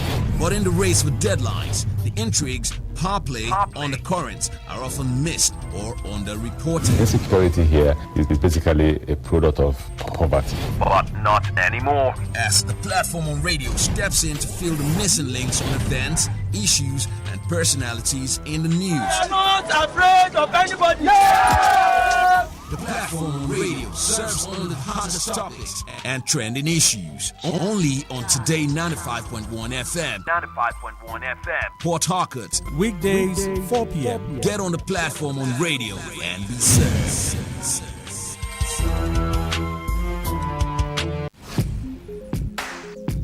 Looking to grow your business? Ready to elevate your brand and reach the right audience? This is your moment to take your brand to the next level with Today 95.1 FM. Your trusted voice, reaching thousands of listeners every single day. From startups to established brands, we create powerful advertising solutions that boost your visibility and drive real growth. Our affordable advertising packages are designed to give your business maximum visibility and real results. Don't just advertise where people are listening. Call us today on 0818-389-2850 or visit our station to book your slot now at Today FM Drive off East West Road, Obiapo. Today FM 95.1. Your voice, your market, your success.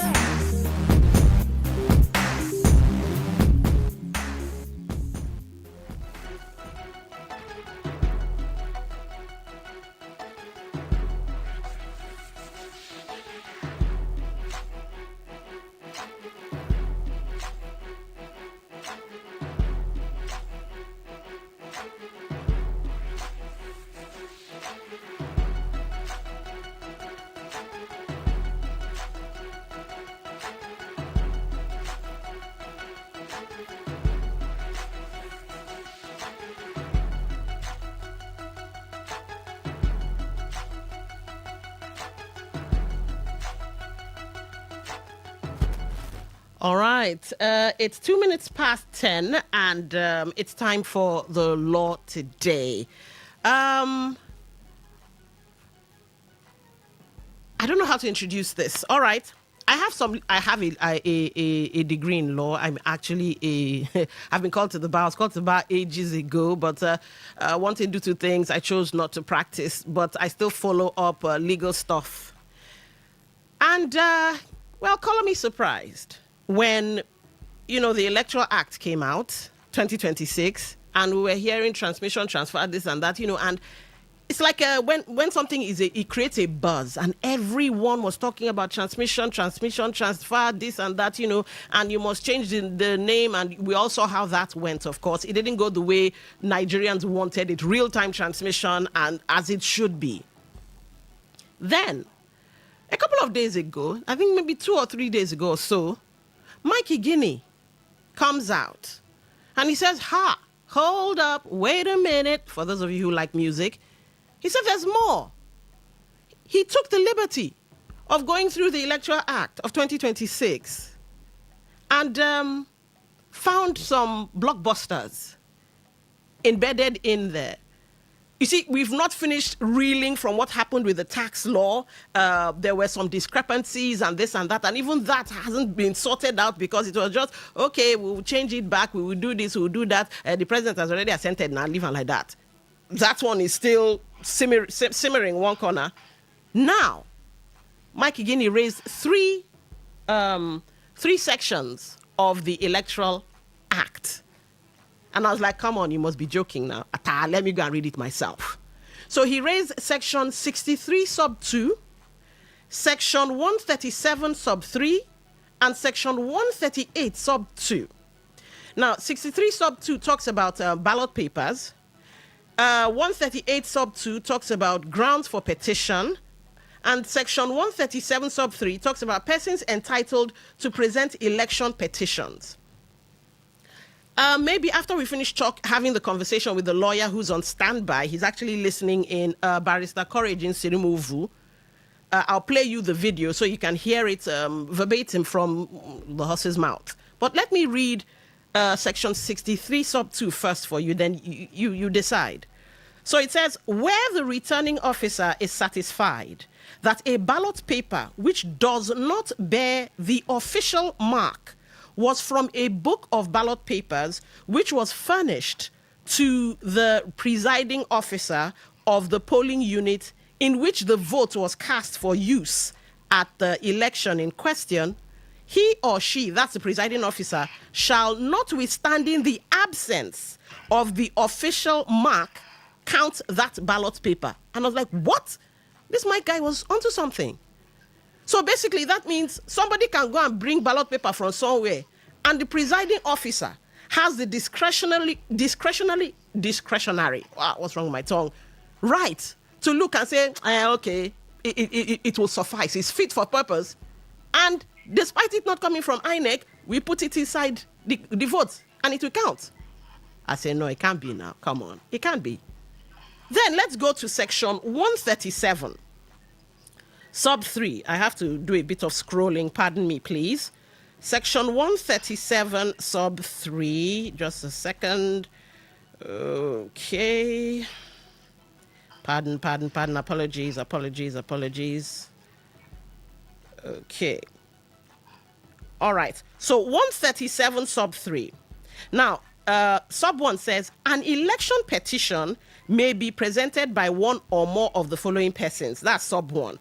A candidate in the election, a political party which participated in the election, and all of that. Now, sub 3 says, where the petitioner complains of the conduct of an electoral officer, a presiding or returning officer, it shall not be necessary to join such officers or persons, notwithstanding the nature of the complaints, and the commission shall in this instance be made a respondent and deemed to be defending the petition for itself and on behalf of its officers or such other person. So basically what they're saying is, if a presiding officer, a returning officer, or an electoral officer does something that is maybe wrong, you don't like it, whatever, you now go to the tribunal and you say, such and such person did this to me, or did that, or did not do this during the election.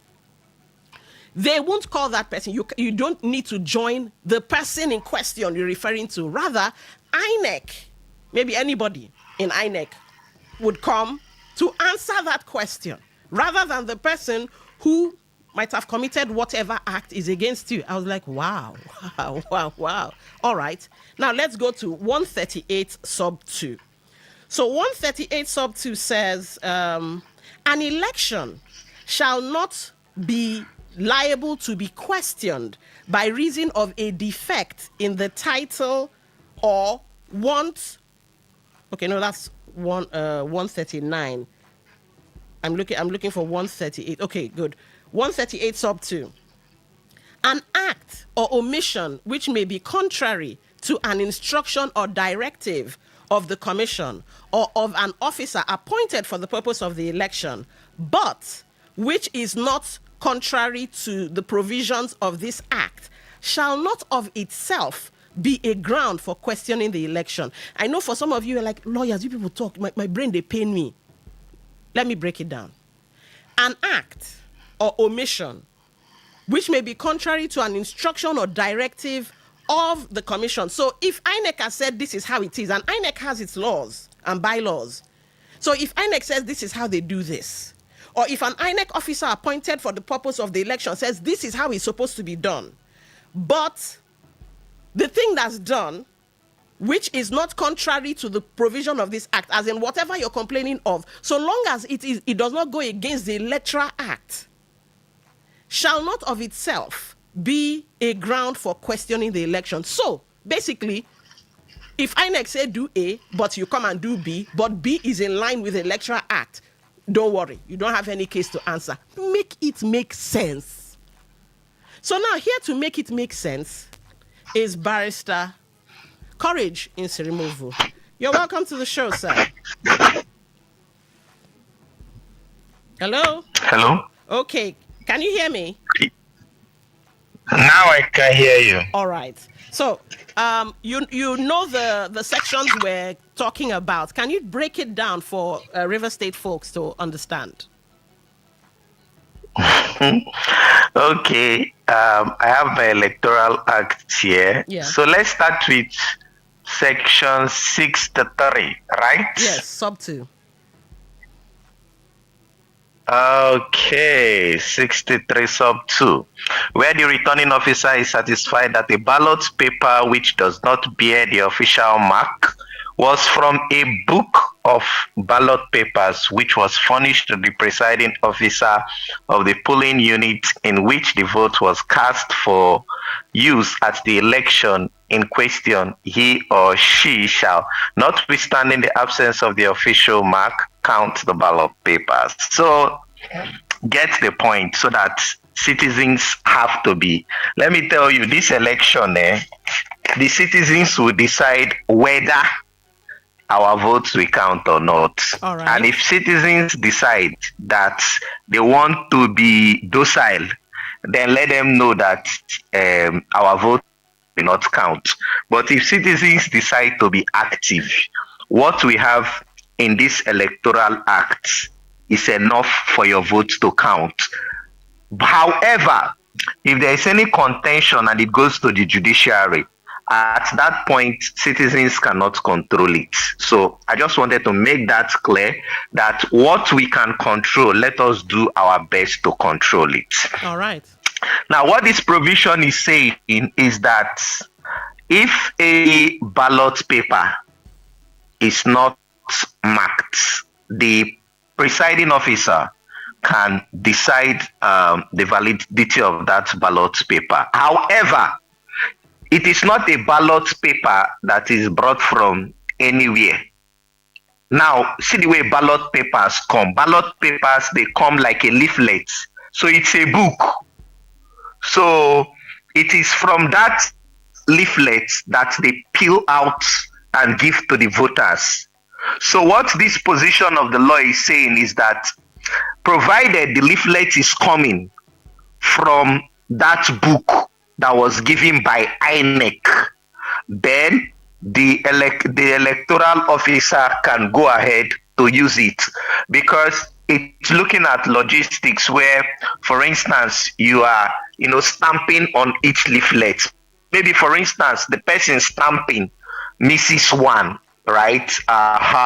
Then what the law is saying is the PO has discretion to allow it, provided it is from that particular booklet where you have other marked ones. So that is what it's saying. And I know that those leaflets have serial numbers, right? So it will not be a leaflet without a serial number.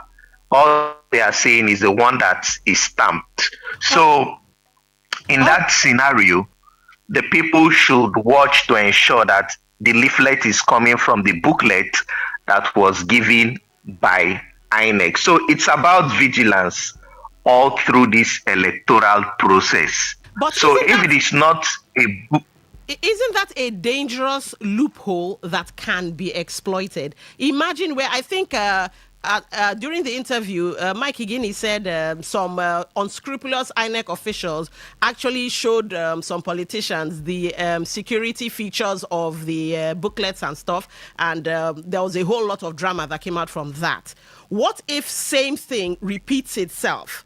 So can't a politician get the features, print his own and come and, well, there we go. It's valid. Okay, let's take it. Now, another thing the people can do. I'm just interpreting what this law says, right? Okay. Another thing the people can do is, now that we are talking about the elections, we can run an advocacy that every ballot paper should be marked.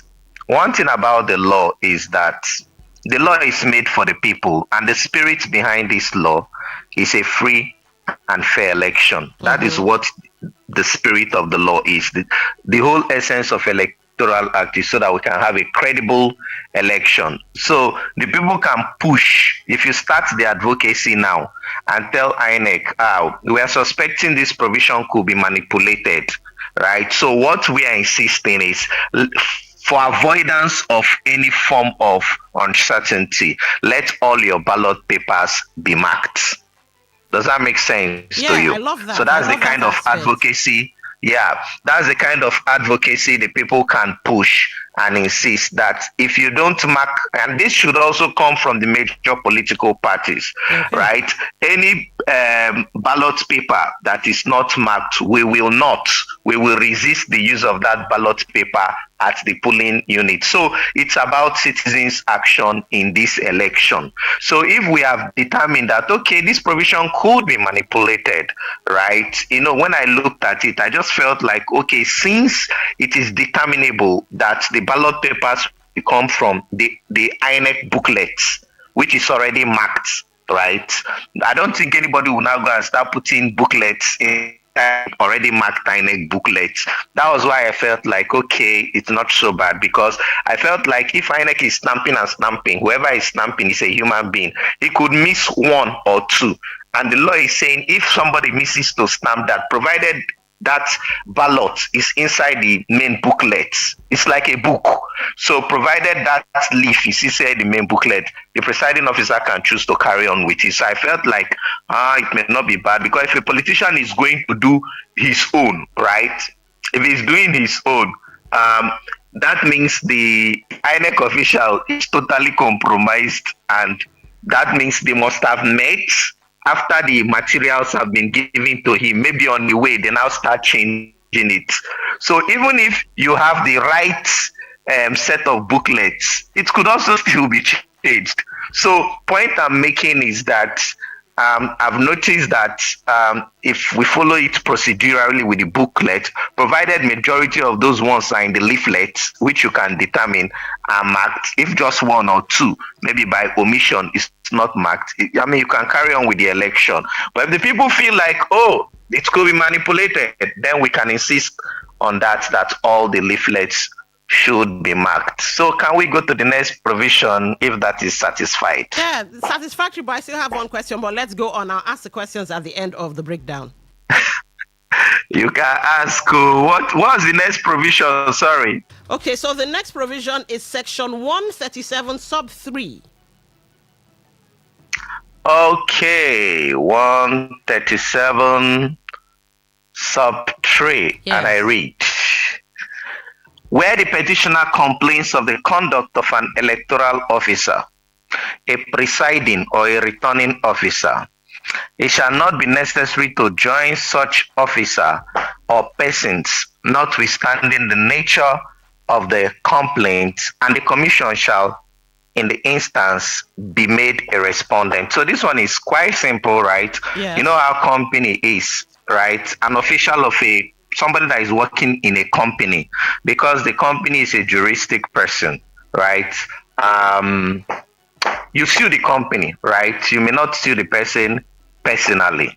Although when we are doing fundamental rights action, after we sue the Commissioner of Police, IGP, Inspector General of Police, we still sue the erring police officer, because the police unit is saying any police officer that misbehaves, the commission or the Nigerian police force is not taking liability. They should take. But in the concept of strict liability, if vicarious liability. Sorry, if somebody working for an institution does something, it is seen that it is the institution that did it. So they are just saying so that we don't dissipate too much energy, sue the commission, right? But on the issue of subpoena, right? It's you can actually subpoena that person to come to court and testify, right? You can subpoena that person that person is necessary for the tribunal to determine the case. So a subpoena, I think, can be done, right? And if the person does not come, it is contempt of court, which is a criminal offense. So political parties should be creative about it. Now, if the person commits electoral offense, even if you can't bring the person to the tribunal, there is an aspect of the criminal charge which can be, the person can be charged for electoral offenses.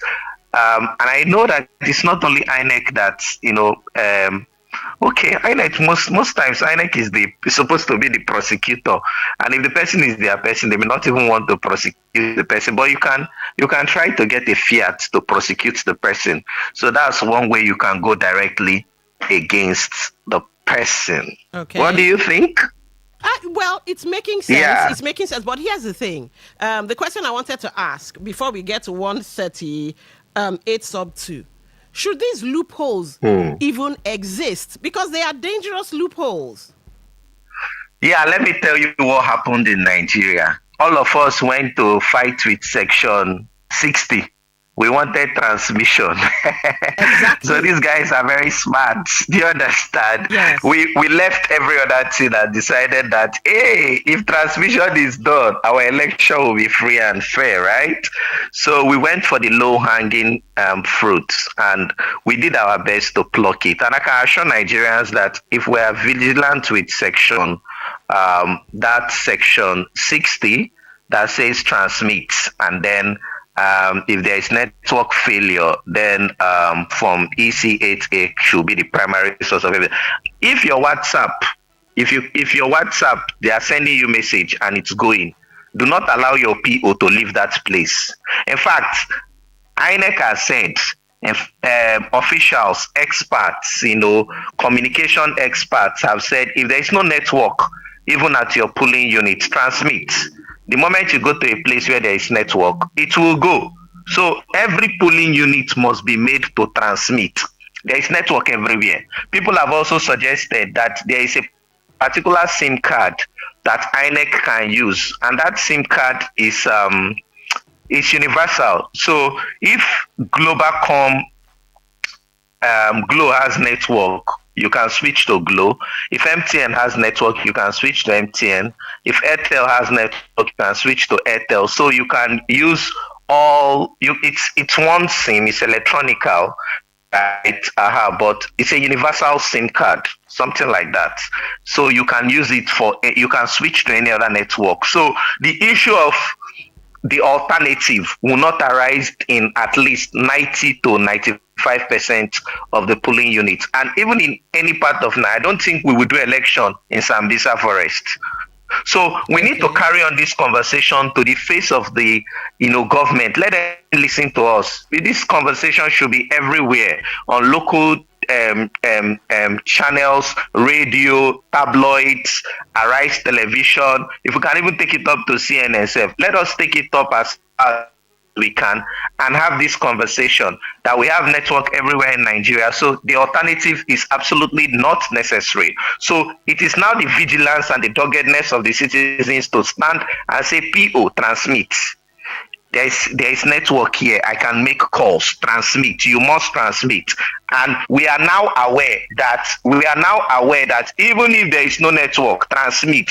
The moment you go to a place where there is network, just like text message, if you're sending a WhatsApp and there is no network where you are, it will hold. The moment you move to where there is network, it will immediately transmit. So, Oga, transmit the thing, because the INEC chairman has said that the duty of every collation officer, one officer, before he even writes what he wants to write as his results for announcement, he is supposed to look at each of the results and check what is on the IRF server.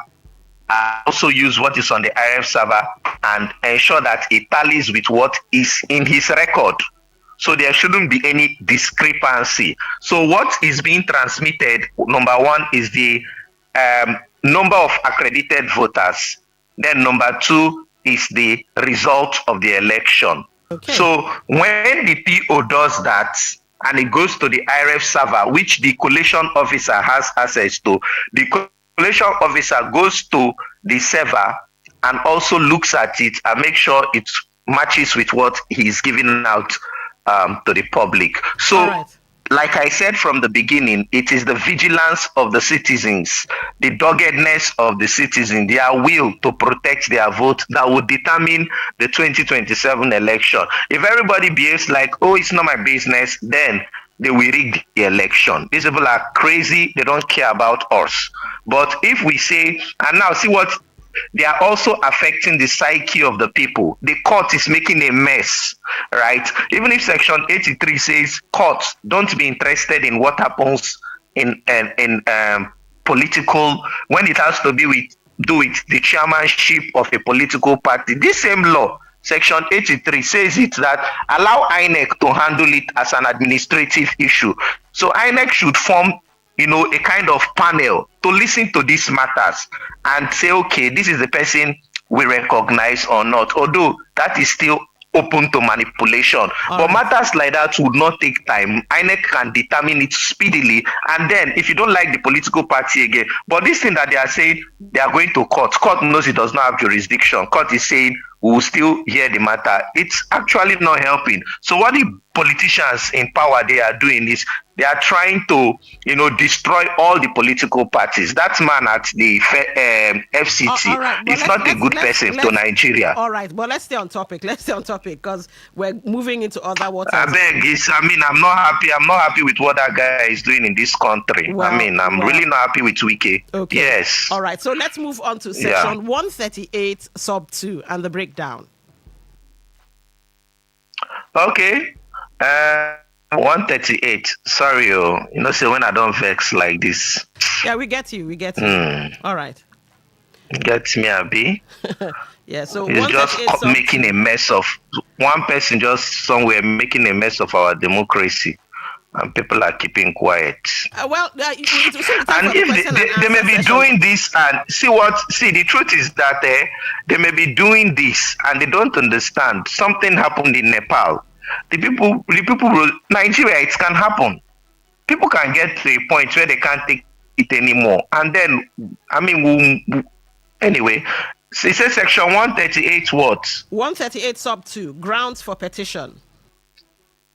Okay, an act or omission which may be contrary to an instruction or directive of the commission or of any officer appointed for the purpose of the election, but which is not contrary to the provisions of this act, shall not of itself be a ground for questioning the election. So I think this provision is saying whatever act, error, omission that the electoral officer does, the electoral act is supreme. So your grounds of petition must come from the provisions of the Electoral Act, not really from the guidelines of INEC. So why?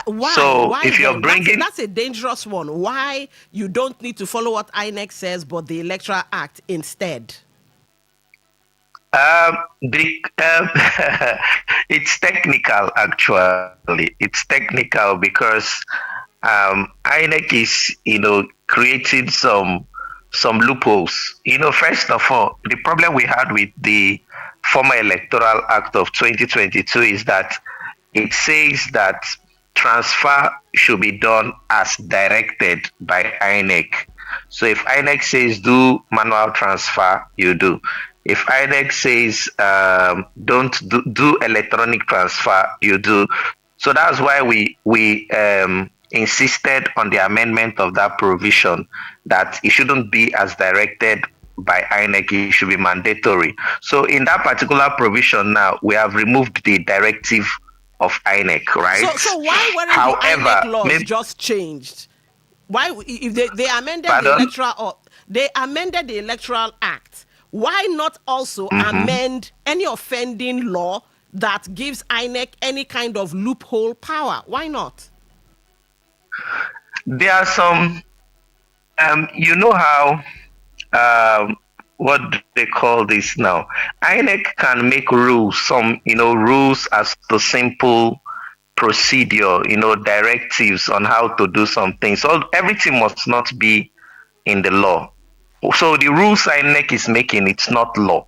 Do you understand what I'm saying? All right. Yeah, so it's not enforceable one way or another. So they can say the ballot paper should not be carried in a lorry. It should be carried in a closed van. That's rules of procedure. So the law allows them to make those simple rules, right, that you don't need to put in the law. So this provision is saying where such rules are made to POs, whether or not they keep to those rules are not the major grounds you should bring for an electoral petition. Your petition should be in conformity of this law.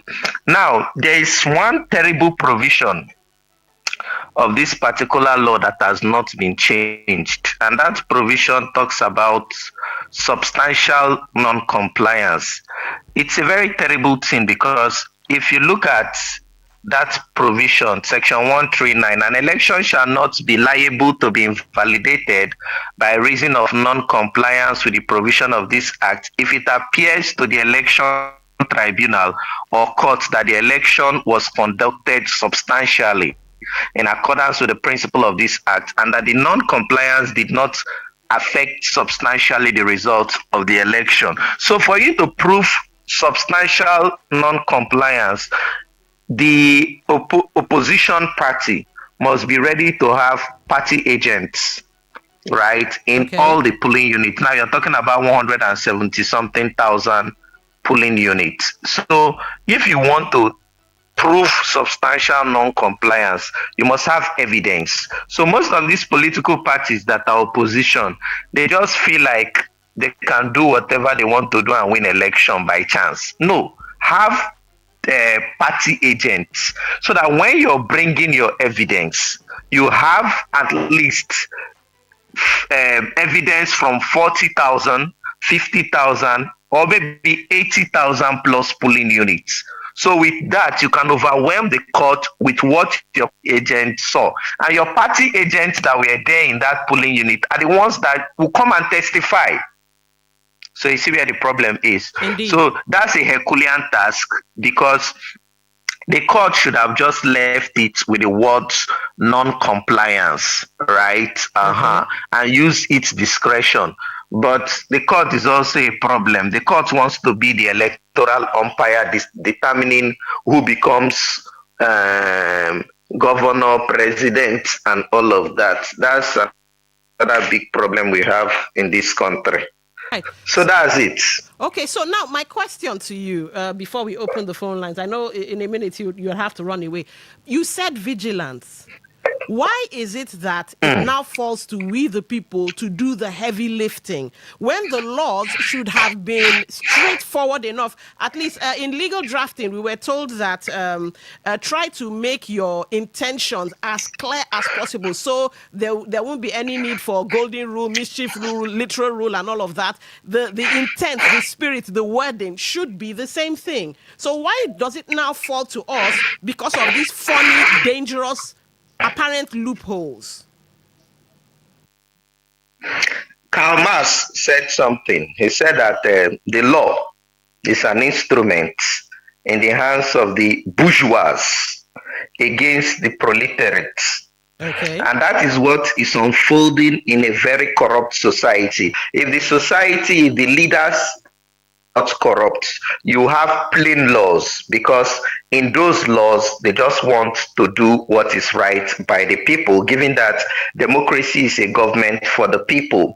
But when you see that the politicians are interested in manipulating, undermining the institutions of government, they sneak in these provisions so that they will have loopholes, to mind the process, to manipulate the process, So that is why the people have to watch, because we should be realistic. We have corrupt leaders, we have criminals, we have people who rig it. Is it not one of the, in Rivers State, I think, the former chief of staff or so of the one of the administration came out on live television and said how they rig elections, how they change figures. That video. But was it authenticated? It could be AI. Exactly. Pardon? Was it authenticated? It could be AI. Are you trying to be ethical? Yes. See, we should help our society. We should help our society because these things are happening. In fact, I observe elections, so I'm peritus to speak on this subject matter. All right. I see how they rig elections, and they try to use the provisions of the law to back what they do, so that even when they rig the election, they can have the affirmation of the law to allow them go through. So somebody rigs an election and says go to court. Do you understand? Yeah. Now, you going to court, do you have the resources to prove substantial non-compliance? No. You see the point? So that is why they put that ADOS provision, a greater burden for you to prove that the process was, absolutely corrupt in lots of the polling units. Now you're talking about half of the polling units will be like 80,000 in a presidential election. Do you have party agents there to come up and speak? If all of them comes up to speak, they say Peter Obi's election, the people who came out to speak are people who were not, what's the word to use? Now, we're talking about direct evidence, right? People who were there, people who saw, you understand? He said the people that came there were not the people who were credible to testify. So that was the problem. So if another person comes, it will be hearsay. So now the law has said substantial non-compliance, which means that you have a burden to do these things. So they make it very difficult for anybody to prove their case. So while we are talking about amendment of the Electoral Act, we should look, and when Senate came here to Rivers State, we did our memorandum. I would say remove that substantial non-compliance, remove it, so that the judges will use their discretion to determine with the evidence available to them that, there was reasonable non-compliance in this election. Go back and do what is right. And again, okay, even if that is in place, how about the morality of the judges? These are people that they know they are retiring. So you tell them, I have a house for you at Dominica where you go and retire. You don't even need government money to retire. We have like 100,000 to 500,000, dollars here. We have this for you. So the morality of the judges also matter. We need to take this advocacy to judges, because if the judges are corrupt, right, even if you show evidence and everything, they too will find a loophole in the law and maybe on technical grounds and throw your matter away. So, but you've given us our own civil loophole. You're saying vigilance. Nigerians should make sure that it is transmitted there and then, do everything in their power to make sure that it gets into the IREV and not into the courts of law. That way, we might be able to give ourselves a free and fair election. Yeah. That's what we should do. We should all be alert. We should all be awake. Do you understand? Your polling unit is your constituency. Go to your polling unit and make sure that the results there are transmitted, because there is network everywhere. So that alternative of using the Form EC8A, it's not needed. We have network everywhere. So everywhere you can make a call, everywhere you can send a text message, the results can be transmitted there. So you must insist on the transmission of the result. It is your right. Okay. You're not staying in Sambisa forest or in Sahara Desert. Even the people there are making calls. So it means the results can even be transmitted there. So you insist on it because I mean it's your right. And if you feel like the ballot papers are compromised, you insist on the right thing to be done. When the PO comes in, the first thing you should ask him, show us your form EC8A. So that somebody does not go and rewrite the result, because now the politicians, they know the number of accredited voters in every polling unit. If the person does not, the PO does not come with the form EC8A, it means that they will go and rewrite the result and now bring it. But again, to counter that form EC8A issue is still the transmission, right? Okay. So those are the issues. Okay. Thank you so much for clarifying. I'll be opening the phone lines in a minute, and let's hear what the people will say. I wish you didn't have to go, but well, at least you've given us much clarity to work with. Thank you for coming on the show. All right.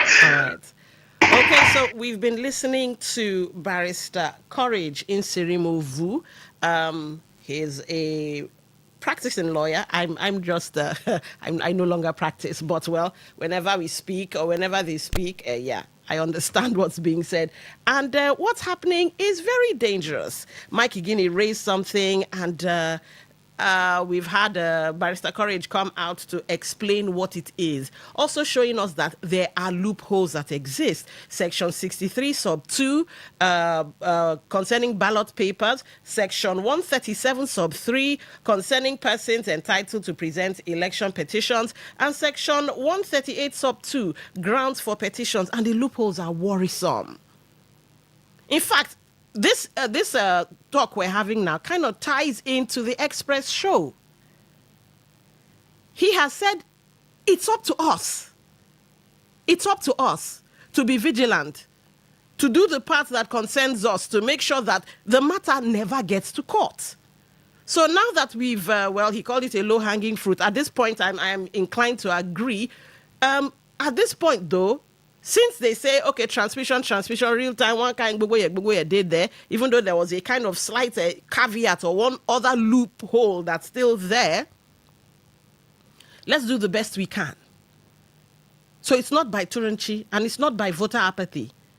If we know the right candidate for the job, or if you know the candidate you want to be leading this country or leading your state, then you're going to have to come out and do what needs to be done, which is vigilance, and make sure that they do their own part, so that loopholes like these cannot be exploited. Now, it also raises the question of us or we being politically aware. While we were all clamoring about transmission, no say real time and no real time, see these ones. And Barrister Courage raised another one. So it's not by, the English is too much, or how do I, you know what, at this point, use AI, use ChatGPT, use whatever you can to get the, okay, I'm having a call from, let's see why he's calling back. Hello, Barrister Courage, you're calling back? Okay, let me take the questions. Okay, fine, beautiful. So stay on the line, I'll open the phone lines, and whatever questions come up, you field them. All right, so Barrister Courage has graciously given us some more of his time. The phone lines are open. Do you have any questions based on what Mike Igini has pulled up and what Barrister Courage has so graciously explained? The Lord today, welcome to the show. What's your name? Where are you calling from?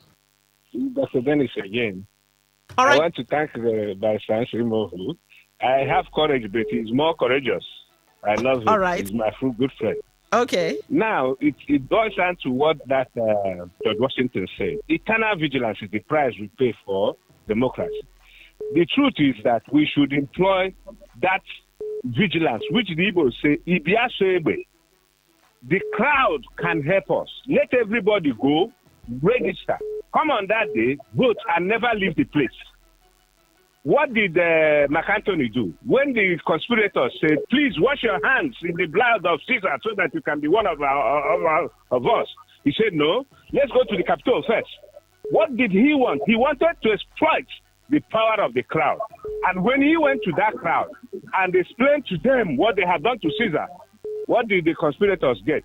The crowd pursued them as far as more than Enugu, pursued them and killed all of them. All right. So who is that soldier that will stand before a crowd of 1,000 people and shoot? It does not happen. Okay. They will tell you, don't shoot 1,000 people. They will kill you. All right. Thank you for calling. All right. The Lord today, welcome to the show. Do you have any questions? Yeah, good morning. Good morning. This is Gentle Bobo calling. Go ahead. I want to ask the barrister. In a situation whereby they are finished voting and they are waiting to transmit the result, and this Oh, wow, we lost that call. All right. Do well to call back. The Lord today, welcome to the show. Good morning. Good morning. Go ahead. Yes. I have a question to ask. Okay. In this era, we hear where they say that the judges say that we are final because I don't know how they put it. We are final. We are not. We are final because we are final. Something like that. If you carry a case to a court, is it not judge that would decide the case? And another thing I want to ask again is that in electoral law, if INEC make a rule and the rule is not in a constitution, I was seeing at the time of a card reader, the court said that card reader is not in a constitution, then you have no place in law. So why is we allowed INEC to always give rule on their own? We get you. Which is not in the electoral, in the constitution. Thank you. All right. He answered that, but okay, he'll take the question again. Did you hear that, Barrister Courage? Please, help me out. He was saying, why is INEC being allowed to make rules? He was referring to the card reader incident. So why is INEC being allowed to still make rules and all of that? We've explained that. Yes, I did say that. Yeah, it's not everything that is captured in the Electoral Act. So there may be administrative issues that INEC can give directives. Even the courts of law, we have our procedural law, we have substantive law, but judges can make rules, so that cases can move, faster and everything. So it's in that administrative regards that INEC is allowed to, make some administrative rules to give effect to the provisions of the law already there. All right. Yeah. Okay, so you've heard. I hope your questions have been answered. You can still be part of the show. 0810-9510-951. 0810-9510-951. You can send voice notes, text messages, and WhatsApp messages to 0701-9339-962. That's 0701-9339-962. You can also be part of the show via our socials. I'll give that in a moment. Let's take this call. The Lord today, welcome to the show. Yes, good morning. Good morning. What's your name? Where are you calling from? I'm calling from Port Harcourt. You might have to move around. Your line is a bit garbled. Hello. Oh, I think I might have to let you go. I'm so sorry. Maybe disconnect and call back. Looks like we're having, or you're having on your end, network issues. The Lord today, welcome to the show. Hello, madam.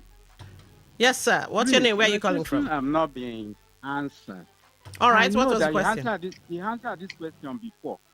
The reason I'm asking this question is that he said that everything cannot be captured in the law. So if everything cannot be captured in the law, why is judges cannot also admit the rule of the INEC? So if I get you correctly, if everything can't be captured by the law, why can't judges take the rules for INEC or from INEC? Yes. All right, Barrister Corey, did you get that? Yeah, he's talking about what we call judge-made laws, where there is a lacuna in the law, or where, when matters come to the judges for interpretation, the judges should actually look at the spirit of the law, which I've already talked about. Yes. Credible, free, and fair elections, and now make rules, which is what eventually called judge-made law, until the legislature puts those rules back into the law. So the law is developing, right? Okay. When we notice any mischief, like the mischief Mike Guinea has seen, the ones we have seen, right? The law keeps on evolving, right? And when we see these issues, we still go back and say, okay, reform, amend that provision of the law. So he is talking about, a judiciary that is, active. That's why we talk about corruption in the judiciary. Because if the judges were doing the right thing, we all won't be here. Okay. They see what is happening in society. They know. And they should use law as an instrument of social engineering to cover the void, even in the provisions of the law. That's what everybody is saying. All right. But when the judges are, paid by the executive, controlled by the executive, some people may say, oh, there is first line charge, but the executive still has a lot of control over judges. All right, so you have a question here from John O. Nwagugu. He says, presenter and guest, laws and sections of laws can only work when and where the people are enlightened. Do you agree? Absolutely. I said it when I was having the first, keynote speech.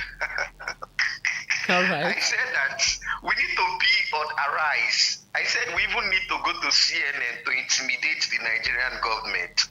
Okay. We need to be out there telling the people this is what the law says. Like you see me insisting on section 60 that we don't need to do the alternative, which is using the manual registration of result, because there is network everywhere. So if I keep saying this and the people keep hearing this, on the day of election, they will tell the presiding officer, there is network in this polling unit. Okay. You must transmit. All right. So that enlightenment is critical. We need to enlighten the people. We need to keep on saying this everywhere so that all right, on the election day, all the results will be transmitted. All right, let's take this call. The law today, welcome to the show. Is a question, please. Go ahead.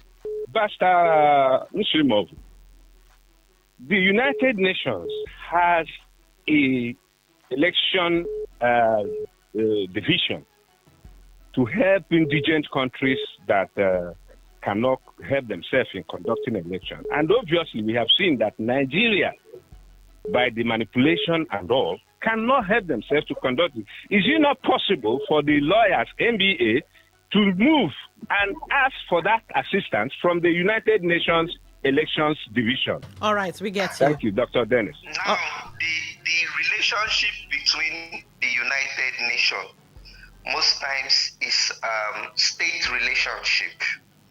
So the concept of sovereignty under international law is that it is the Nigerian government that we go to the United Nations and say, oh, we cannot conduct election because of either militancy, crisis. We need the peacekeeping force to come and help us, right?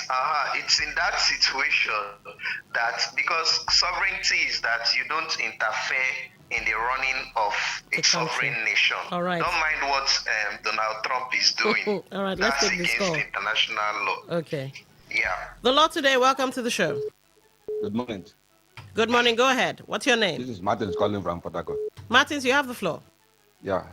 You see, the question the people are asking, and they are there with you, is not answering the question. All right. And I still want to ask that question. Ask it, let's Why hear. is it that the INEC guidelines are not in tandem with the Electoral Act as enacted by the legislation?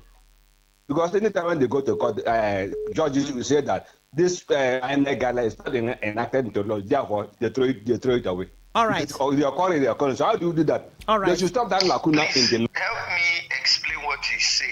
He said you haven't answered the question that people have been asking. How is it that INEC laws are not in tandem with the electoral laws? I know you've answered it, but you know what? Just take another shot at it, but quickly so we can move on to a different question. No, he needs to refer us to the particular INEC guideline that is not in conformity with the Electoral Act. No, he's saying that the courts, usually the courts say this INEC law is not in conformity with the electoral law, so they throw it out and all of that. So how come that keeps happening? Why can't INEC and the electoral laws be on the same page? That's a problem for INEC to fix now. So it's an administrative issue. All right, let's take this call. Okay. All right. Yeah. The Law Today, welcome to the show. Yes, good morning. Good morning. Go ahead. My name is Yakubu, calling from LM. All right, Yakubu, go ahead. Quickly, please. I've been a witness to power in this country. I've monitored elections from 1993. It's unfortunate that the people that are in power today, they pretend to fight against anything against democracy tendency. What I'm seeing, listening, Nigerians are naive. Election already been rigged, whether we like it or not. Because elections are not complete without judges. Elections are not complete without the security forces. Yes, but Yakubu, you did hear him say we can take it away from the courts by making sure that our votes are not only counted but transmitted immediately. That might be the only way to choke them off from taking it to the courts. It's voter vigilance. This transmission, there's a clause there. Okay. That if there are no networks, my sister, I works for MTN and other networks. Out of 36 states, Abuja 37, it's only Gombe State I didn't go for testing. I'm a retired police officer. So if somebody tell you that if there are no networks, my sister, there are nowhere, there are no networks. Even my village that is in the center of nowhere, people are doing POS, making calls, even the farm. Where these terrorists, where they get network, making calls, all right, sending pictures. All right, we get you. We get your thoughts. So there is something dangerous that people say that they shouldn't say, right? Okay. I like the fact that he has affirmed that there is network. So if viewers listening, please make sure that you insist that the result sheet is snapped and transmitted, including the accreditation. Now, people shouldn't come on air and say that the election has already been conducted. Okay. Even, I know Mike Igini came on air and said that it's not good because that statement causes what we call voter apathy. Because if you give people that impression, a change they would have made, they won't come out. The people we are saying, come, be vigilant. If you tell them the whole thing has been done, they won't come out. So that perspective is not good for an election system. All right. Let's let the people know that if they come out, they can make a change. All right. Let's take this. This is a voice note, and this will be our last. Thank you, presenter, and thanks to your guest, Barrister Courage. Barrister Courage have already thrown enough light. It has come to be clear that the people we have in government are people with questionable character that knows that the people didn't vote for them, and they are looking for every possible way to capture power by all means. Because to me, this electoral act has already taken us backward, even beyond 1999. Our democracy ought to be making progress, but these people have taken us back. Because on that day, our politicians, most of them, sorry to say, are heartless. They don't think and behave like human. On that day, you'll be surprised to see different ballot papers, different things everywhere, election results. People have to be vigilant. May God help us. Thank you. All right, so he's saying the same thing with you. Unfortunately, Barrister Courage, this is all the time we have, but I am so grateful you took the time out to enlighten, Nigerians, not just River State folks, but Nigerians. Maybe we'll do this again 2 weeks from today. That's when I'll come on again on Saturday. All right, thank you. All right, thank you so much. Okay, so now we've seen it for ourselves. The initial show, the Express show, only we can help ourselves. And from this, all that Mike Igini has brought out, Barrister Courage has also reeled out, you see that it starts and ends with you and I, what we do at the polling units. You want the change or you want the Turanchi? Your choice. My name is Dawn Wilson. Up next, Family Circle. Enjoy our continued broadcast on Today 95.1 FM.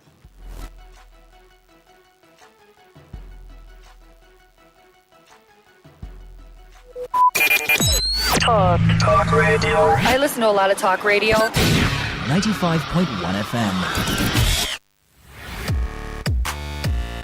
Turn the dial and turn up the thrill. We are not in the same league. We are rewriting the rules. Here on Today 95.1 FM.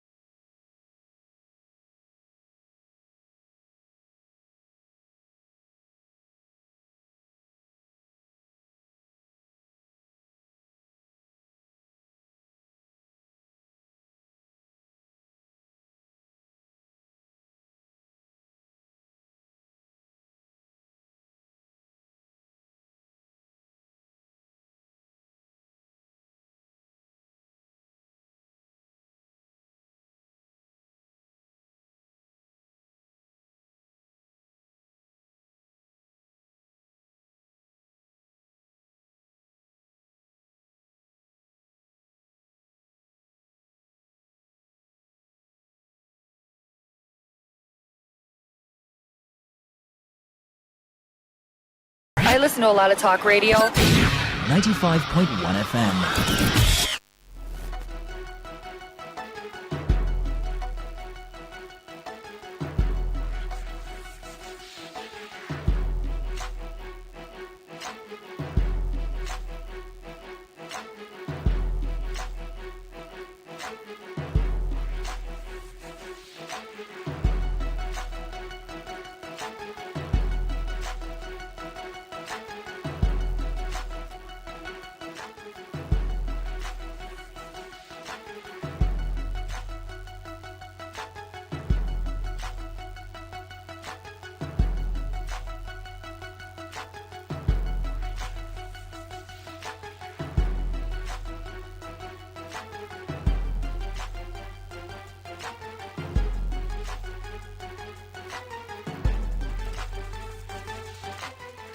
All right. Good morning once again, and welcome to more broadcast on your premium talk station. We are 95.1 FM. My name is Dawn Wilson, and we have in the studio Mrs. Harriet Ojegba.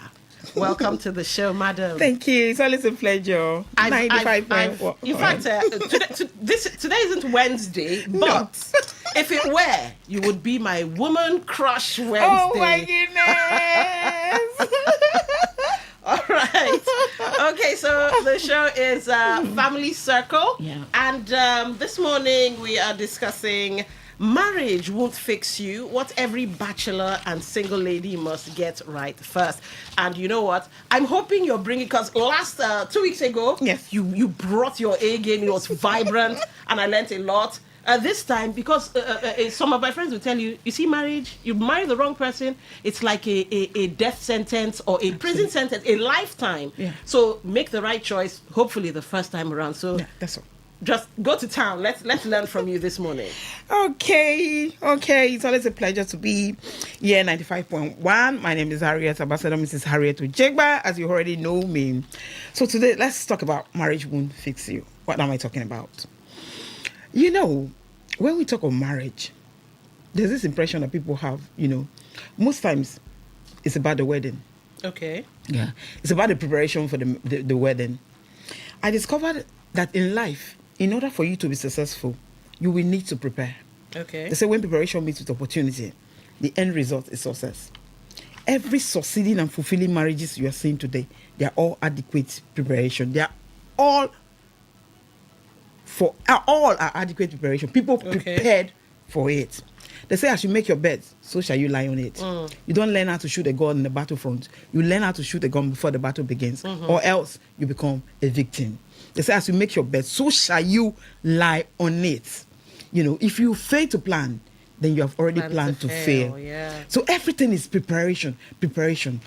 As parents, sometimes we take our schools, we spend so much training our children in best education, giving them the best education degree and so far. But one thing that baffles me up to this minute as we speak, but why is it comes to marriage? Why is it that when it comes to marriage, nobody feels, oh, we should train our kids when it comes to this direction. Do you understand? Nobody feels we should prepare them, for this thing called marriage, because it's an institution. One day, everybody will aspire to get into that stage of their life. Men are in phases, but life is in phases. We will get to that phase definitely. But why is it that for parents, when it comes, we can spend so much taking our children to university, schools, and everything, but when it comes to marriage, nobody wants to think about it. Oh, just get married. When you get to the bridge you will cross. God will take control. Why? Like a student, if you want to bang a first class in the school, you have the mindset that, look, as I'm going to school, I'm going to read, I'm going to burn my candles. You're going to all pleasures of life. You're going to reduce it, to barest minimum. Yeah. Because you know what you're going for, isn't it? Yeah. Because you want to be successful. And no success is actually obtained in a comfort zone. You will need to move from your comfort zone. True. But when it comes to marriage, what happens? Everybody's reluctant. They're like, I beg, if I get married, no problem. If you get to the bridge, you cross. Now you are close to the bridge, you cannot even cross. Sometimes you wake up in the morning and like, oh my goodness, is this what marriage is about? You look at your partner like, hey, how did I get here in the first place? It's a leveler. I am telling you. You ask yourself, how did I get here in the first place? That's when you marry wrongly. You don't marry right. You understand? The first time, try as much as possible. Marry right. It's the most important thing. Marriage is a beautiful thing. Beautiful institution. I've been in for the past 20 years right now. Oh, and I wow. can tell you marriage is beautiful. Beautiful. When you marry right. underline that word. Do you understand? Yes. It's for, especially when there's a partnership. There's something like called partnership, teamwork, Yes. collaboration. You will enjoy marriage. You will know and realize why God said the first reason why He created marriage was for companionship. Okay. Children were just a fallout from the companion. Do you understand? It's from companionship. You will love it. You know, I'm here now. My husband knows I'm here. Okay. Do you understand? He was preparing to go for somewhere, and I'm like, I need to be here. So, okay, how do we do the arrangement? Okay, see, okay, be here now. I'll be here. I'll be with the kids. No, there's an arrangement. There's a collaboration. It's a teamwork. We understand ourselves. So you will enjoy it because the Bible says two is better than one. Yes. When there's code, if one person is alone, you know, you will freeze to that. But if you are two, do you understand? The other person gives you a warmth. So that is why marriage is so beautiful. But however, marriage also comes with its responsibility. And the responsibility is what we are going to talk about right now. Because marriage won't fix you. Marriage won't fix you. You will have to fix yourself before getting into that institution. Okay. That's why you see people are making mockery of marriage right now. Do you understand? Because there are things, the basic things as a single guy or a bachelor, you need to know before going to that institution, or else you will make mockery of that institution. And that's what is happening right now. People are not preparing. They just get married and that's all. I know somebody will want to tell me that, how much prepare can you prepare? We learn in marriage and everything, but then prepare the ground for it. There are certain things, basic things that you need to know as an individual. There's certain characters you are putting on right now that you will need to drop, work on, character defects. That's my number one both for both parties. Okay. Yes, not just the female gender. No, for both parties. So that's what will lead me to my number one: character defects. Okay. Character. Cultivate character before you get married. It is very important. It's very essential. That's why I'm even starting with this as my number one. But is it for the man or the woman to cultivate, or maybe from their parents first? Or are you talking about maybe learned bad habits that they must drop? Bad habits that they must drop. Okay. Yes, that's what I'm saying. Cultivate character. Okay. Yes. Bad habits they must drop because they cannot go into marriage with that. If they do, it will destroy the marriage. So there's some habits. You know, some people's manifesto for prayer of husband, wife is being delayed as we speak right now. Okay. Unknowing to them that God is just looking at them. Look, if I give you a husband, if I give you a wife, you will make mockery of the institution. So I would rather keep you until you learn those character defects. You understand? You need to correct them before I will push a man to you. It has happened severally. So some people have been praying for, give me a suit of you. Say, God is just looking at you. I will not give you. Okay. I will not give you for now. Until you drop those things. Because he knows if he gives you what happened, the glory does not go to him. You will make mess of the whole thing. So we'd rather keep you until you learn. Okay. So everybody hearing the sound of my voice right now, if you're a woman, if you're a man, character, if you have any character defect, sometimes you might not know. So you might not know that you have it. Yes. Yeah. So go and ask your mother. Your mother or your caregiver, somebody who took care of you, knows you better than you do. Do you understand? Where you have problem, they will easily tell you. Like my mother will know, yes, where this one, Harriet has weakness for here, or Harriet has strength here. They know, they will tell you, so that you can build it up. So what are these character defects? You could be proud, a proud young lady. You could be cocky. You could be saucy. The way you talk. Do you understand? The way you talk, your manners of approach, your facial expression, your body language shows get off, back off. Yeah. This aggressive man or this aggressive lady, you know, when you talk, you know, you look down on people. You are proud. There's some certain ladies that are so proud because they feel they are beautiful from head to toe. So they feel beauty is all about, everything is about beauty. But they forget that a woman's greatest asset is not even her physical appearance. It's not her beauty. It is a brain.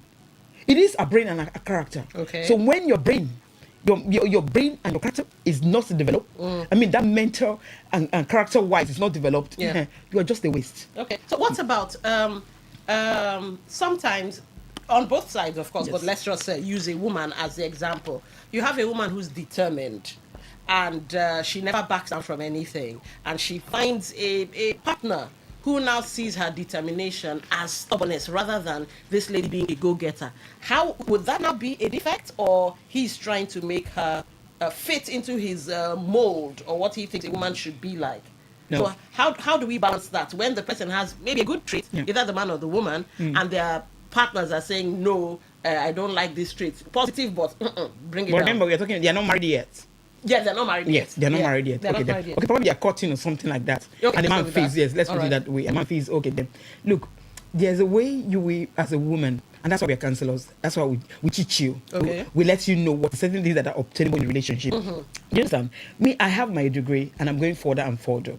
You understand? But I don't go to flaunt it. My determination or whatever, I don't go to flaunt it before my spouse. Because I know every man has his complex ego. When they feel, when they feel you are trying to like, I'm having this, I'm having that. You understand? You see them, it's kind of like, they want to pull you down. But there's a way you would talk as a woman. You know, we are feminine in nature. The way we talk, we are soft. I call it soft energy. There's a way you approach this whole thing with your soft energy. You will see that the man is even trying to encourage you in the first place, not trying to bring you down. Because you are submissive. You've come down. There's no shoulder. You're not bossy. You're not bossy about it. You know, there's some women that this thing gets into their brain as in, I'm a determined woman. I'm a go-getter. I want to get this. But how your presentation skills? How do you make the man feel with your determination or whatever? Do you understand? Yeah. So this will make the man want to encourage you at the same time discourage you, because they feel you will ride them. You will be on top of them. When you not get to the peak of your career, they'll become. They just look like a servant to you or a child. No man wants to look like a child to a fellow woman. Do you understand? So there's a way you do it. Like me, when it comes to that, I'm very good. Do you understand? I don't flaunt whatever my what I have, my certificate or whatever before my husband. I don't. Sometimes I say things I know as Harriet. Do you understand? That I know the answers and everything, but I allow my husband flow. I go to him sometimes to direct me, to give me some answer and everything. But I know this answer. I want to make him feel he's on top. In spite of my ambition, where I'm going to, I know where I'm going to.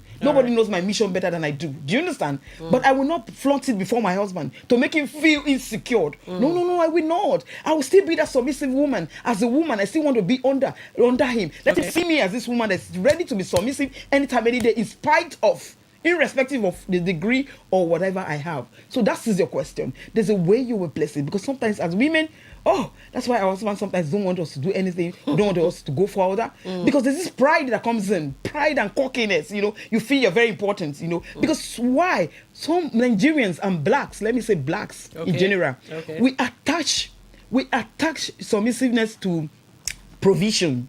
You know, we attach that, if we need to respect a man, the man should be able to provide for us. Yes, it's their responsibility. But our attachment to that's what is giving us problem. If there's no provision, there's no respect. So if there's an issue that there's a problem with the man's job, you know, it becomes a problem. That's why you see most women that are very rich, very wealthy, that have good jobs, good pay jobs. Do you understand? Yeah. They are hardly submissive. Most of them are out of marriage right now.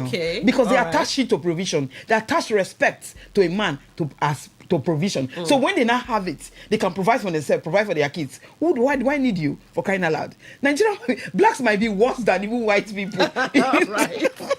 If you give them the privilege, you know, that this white has, as in you can make money the way you want it. Do you understand? That's when you test submission. It's not now that we are under a man has to provide for us. Have that money and let it test you. You know, but let us test you. Let us see the level of your submission. That's why I don't cap for any woman. With all the things you have, you can still bend down below a man. You can still be submissive. That is a true woman. A woman who understands a divine purpose. Yes. Okay, so I love that you said divine purpose. What about the man's divine purpose towards his wife? Yes. Because you've talked about she toning down so as not to trigger his insecurities, whether he has. So what about the man's angle? What is his own... What does he bring to the table? Yeah, that's where a man comes in. Okay. In every space of life, there's leadership. God has made a man. Yes, okay. Because if there's no leaders, it will be chaotic.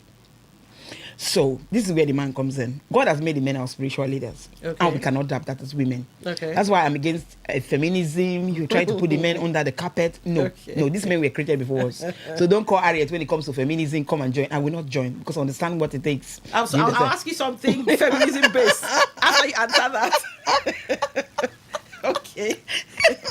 Don't call me because I will not join. All right. Do you understand? Because understand that, look, in every space of life, there are hierarchies. Even in businesses, even in offices, you have this MD, the CEO, you know, do you understand? The supervisors and every other thing, you know. Because if you don't do that, there'll be chaos. Everybody wants to do this person's job and every other thing. So also, God is an all-wise God. He has made it that way. And we cannot fault his creation. He's perfect. He made the men our spiritual leader. That we have to be under them. That's how God made it. Okay. So, but because he gave this instruction, does not mean that we cannot also give advice to our husbands. You understand? Right. We are the neck of our husbands. They are our head. They cannot flip their head without the neck. It's not possible. We are the vice presidents. They are the presidents. The president wants to take decisions sometimes. He goes to the vice president. He goes to his cabinet members to get some advices for him to be able to sail. Do you understand? Well, you need us. Whether you like it or not, you need us. So it's for the responsibility of the man to know that you, my wife, is part of me. She is my neck. I need her. Do you understand? The only issues I have with women, please, a man will treat you like a queen if you allow him be a king of his castle. Okay. Yes, he will treat you like that queen that you deserve. Because if there's anything a man needs that love more than sex or food, they say way to a man's heart is food. And the next thing they love is sex. The anything these men love more than food and sex, it is respect. All right. A woman who gives them that respect. You have a lot of things to gain. I've been married for the past 20 years now. Right now, I tell you, I know what I gain as being respectful, putting myself down. You know, that submissiveness. You are not a fool. People think you are a fool. No, you're even getting more. I don't raise shoulders. I don't fight for control. I master influence. And that's what women should do. Master influence. You will get whatever you want to get. Don't assume authority with them. Don't be bossy. Don't be at the edge. You want to be on top. No, you will get nothing from a man. So what I expect for the men to do is also treat us as they want to treat themselves. We are humans. Okay. Do you understand? We are humans. Create that enabling environment for us to strive. Because God has blessed us with a lot of potentials. Let's not joke with it as women. A woman is a multitasker. A woman is a multiplier. A woman is an accelerator. Give a woman anything to multiply it. You know, we are the home builders. We are the pillars, the support system. So when you suppress us, what happens? You suppress the nation as well. Do you understand? You do. Okay. So just give us that enabling environment, you know, for us to strive. We are not competing with you. We cannot. We are not in a place to do that. But what we are asking as women, please, that enabling environment, you know, treat us. That's the way you treat yourself. Okay. Because we are human, you know. That's what we're asking for our men. So, but for me, I feel the men sometimes they overdo it, they overshoot it. Okay. You know, the way they treat these women, they forget that women has a lot of potential. Though, if you treat a woman right, women sometimes when they look at women outside, other women, I just look at this man. Your wife just lack maintenance. Give her the normal maintenance. Take care of her. Your wife is finer than these women outside. Okay. These people you admire. Do you understand? So cultivate character before marriage is important. You know, don't be proud, be cocky, learn how to talk. Communication. A woman is feminine in nation. When they speak, you know, their feminism show. They're soft. You understand? Yeah. They are soft spoken. You see a child. If they have issue in the house, if you have a boy and girl, like I have a boy and a girl. Okay. You know, if there's an issue in the house, you know, hey, what happened there? This one is quarreling, this one is quarreling, and they come to you. You know, the first person you want to listen to is the female. Because there's a feminine voice. Do you understand? Okay. There's a way it calms a man's heart. You understand? If you're the father and he comes to you and like, oh, you say, oh, wait now, Jude, wait. Let Angela speak first.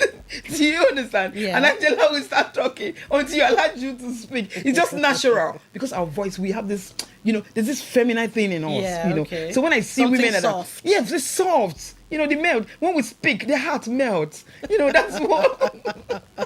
All right. Okay. So speaking of feminine softness Yes. now, let's bring in the feminism. I know there's negative feminism. Yeah, of course. The ones Yes. that talk about hating men and this and Thank that. you. Yeah. But feminism, before it got turned into whatever this is now, was about equality in The workspace. Uh-huh. Yes, not about the house. Okay. But they are gradually shifting into the house. Okay. Telling that the man, we want to share it 50-50. What you do, what a man can do, a woman can do it better. Do you Okay. understand? You're trying to claim equality with the man, not just in the workplace. Initially, when they went to this Beijing conference, when it all started, you know, it was all about, okay, treat us right. Give us this enabling environment. Let's try. We are like you. You understand? If we have the qualification, what it takes to be in a position in an office, give it to us. Because we are human like you. We deserve it. We are qualified for that position. Don't look down on us that we are women. We are women. Do you understand? Yeah. That was the first reason why they went for that Beijing conference. But some group of people just hijacked some group of women, hijacked it, and they took it to the next level. Okay. We are not trying to compete with our men. No. We are not built to compete with them. We are built to complement them. Okay. Because God is an all-wise God. What he did was like, okay, look, I've created a man and woman. They say from the beginning, he made them male and female. Yeah. What he did was like, he's an all-wise God. He can never be faulted anytime, any day. What he did was like, okay, I'll give the man this strength, but I take it away from this woman, from the woman. I'll give the woman this strength. I'll take it away from the man. Okay. So by right, we're supposed to complement each other. My strength is supposed to complement my husband's weakness. Okay. When he's weak, I'm there to back him up. Do you understand? I'm like a backup when he's weak. You understand? Because when it comes to domestic duties, men are not so great when it comes to that area. Okay. But God has given women that, that power. Even sometimes our husbands marvel how we can handle 4 or 5 things in a day. As a woman, we think in grids. While the men think in straight line. They will take one job and execute. But the woman can take 5, 6 jobs at a day. She's changing diapers. She's making phone call. She's cooking in the kitchen. Our husbands even marvel. That's the gift that been given to us by our creator. By our creator. So by rights, we are supposed to complement them, their weakness with our strength, and their strength to complement our own weakness. So it creates that balance. It creates a balance. But when you now want to usurp authority, tell the men that they're useless. Yeah. You understand? You want to overthrow them. People that you came in and you met because they're the first people God created. It becomes a problem. So that was the Beijing conference. How this whole thing started. So number one, we need to cultivate good character. Character is everything. The strength of your character. The ability to nurture. Do you understand? How compassionate you are. Empathy. These are the things you will need to learn. The ability to share. Marriage is about sharing. So if you are this person that is this self-centered, you don't want to share anything with anybody. You have some kids growing up. If you touch their thing, it's a problem. No. They don't share. They say, don't touch your sister's thing. So she doesn't share. Like, are you kidding me? She doesn't share. You have to correct that child right now. She has to share. Because one day she's going to get married. Marriage is about sharing. Because 1 + 1 is equals to 1. It's about sharing. So you're going to share your property with your husband. You're going to share your time. You're going to share your space. You're going to share your bed. Do you understand? So if you're not that kind of person, you're this self-centered person, like a narcissist, everything is about you. Nobody touches your thing and everything. You are going to have problem in marriage. So when is the best time to correct this character defects? It is when you're single, not when you're married, because it's capable of destroying that marriage. The marriage. Yeah. So number 2 of it is acquire knowledge. Okay. Acquire knowledge. When you say knowledge, biblical knowledge or something else? I'm coming. Acquire knowledge. Because there's no way we can finish this whole thing today with a space of 1 hour. So it's going to be a continuation. Yes. So let's just have 3 major points here. Yes. Acquire knowledge.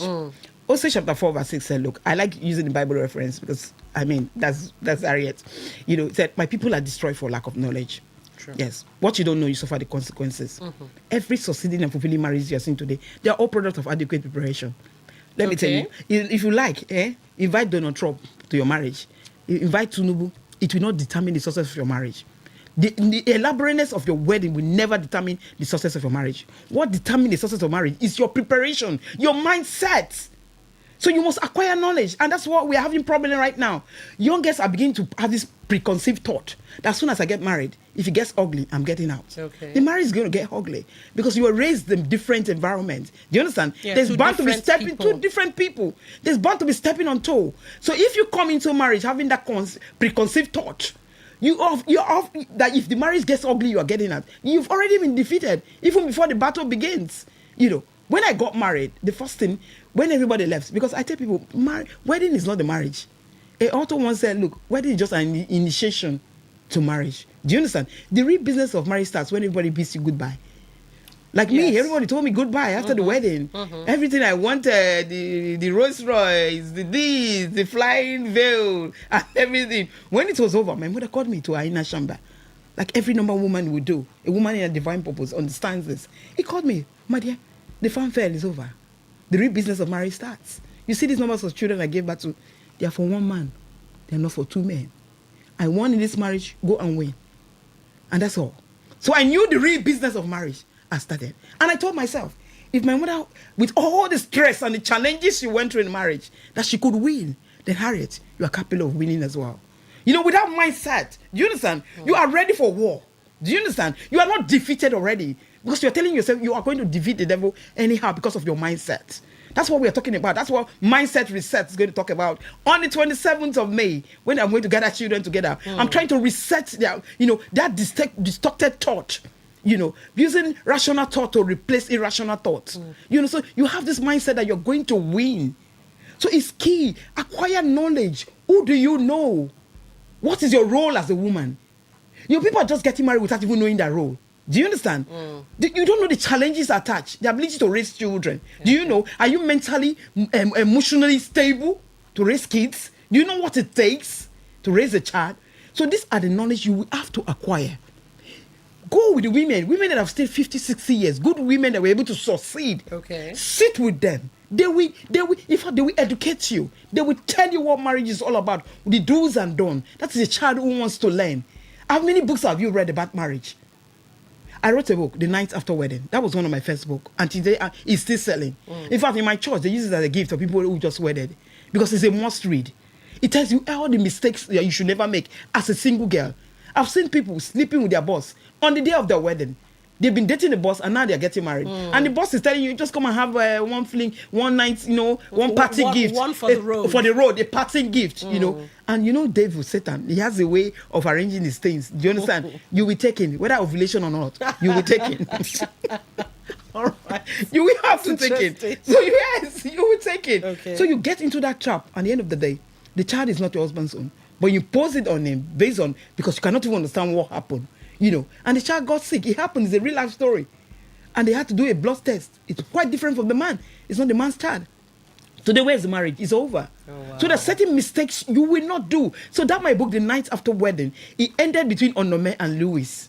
The very first night. Because they were not prepared for this thing called marriage. The things you need to observe and you drop down as a single before getting into marriage. Or else you will be disappointed. So it's a must that you have to understand the things you need to know, some character defects, things you need to put down, acquire knowledge, your role as a woman. What is your role as a woman? What is your role as a man as well? Men are not emotionally stable, some of them. Any woman that passes by, they like. Anybody that passes by, they like. But do you know you have to stay with a woman, just one woman, when you get married? So if Julie passes, you like. This one passes, you like. But they forget that sex is not just a physical act alone. It's a spiritual act as well. There's a change that goes on. Every man that God has created, He gave us a virtue. In every man, God gave us that virtue. It could be a virtue of grace. It could be favor. It could be opportunity. You are carrying it. But you do not know this woman you are sleeping with. What she is carrying, what she's bringing to the table. You exchange something with this woman. You might be carrying 90 and she's carrying 20 because she has finished hers. What happened? There's an exchange. So sometimes you begin to see yourself, things are going to go wrong. What used to be right before everything are falling apart. You've taken the woman's 20. You've just exchanged. Do you understand? So sex is a spiritual act. So we have to be careful. These are the things you need to do. Are you a bachelor? You are not emotionally stable. You don't know what it takes to have a wife, to keep a wife at home. So these are the things you need to know. It's important.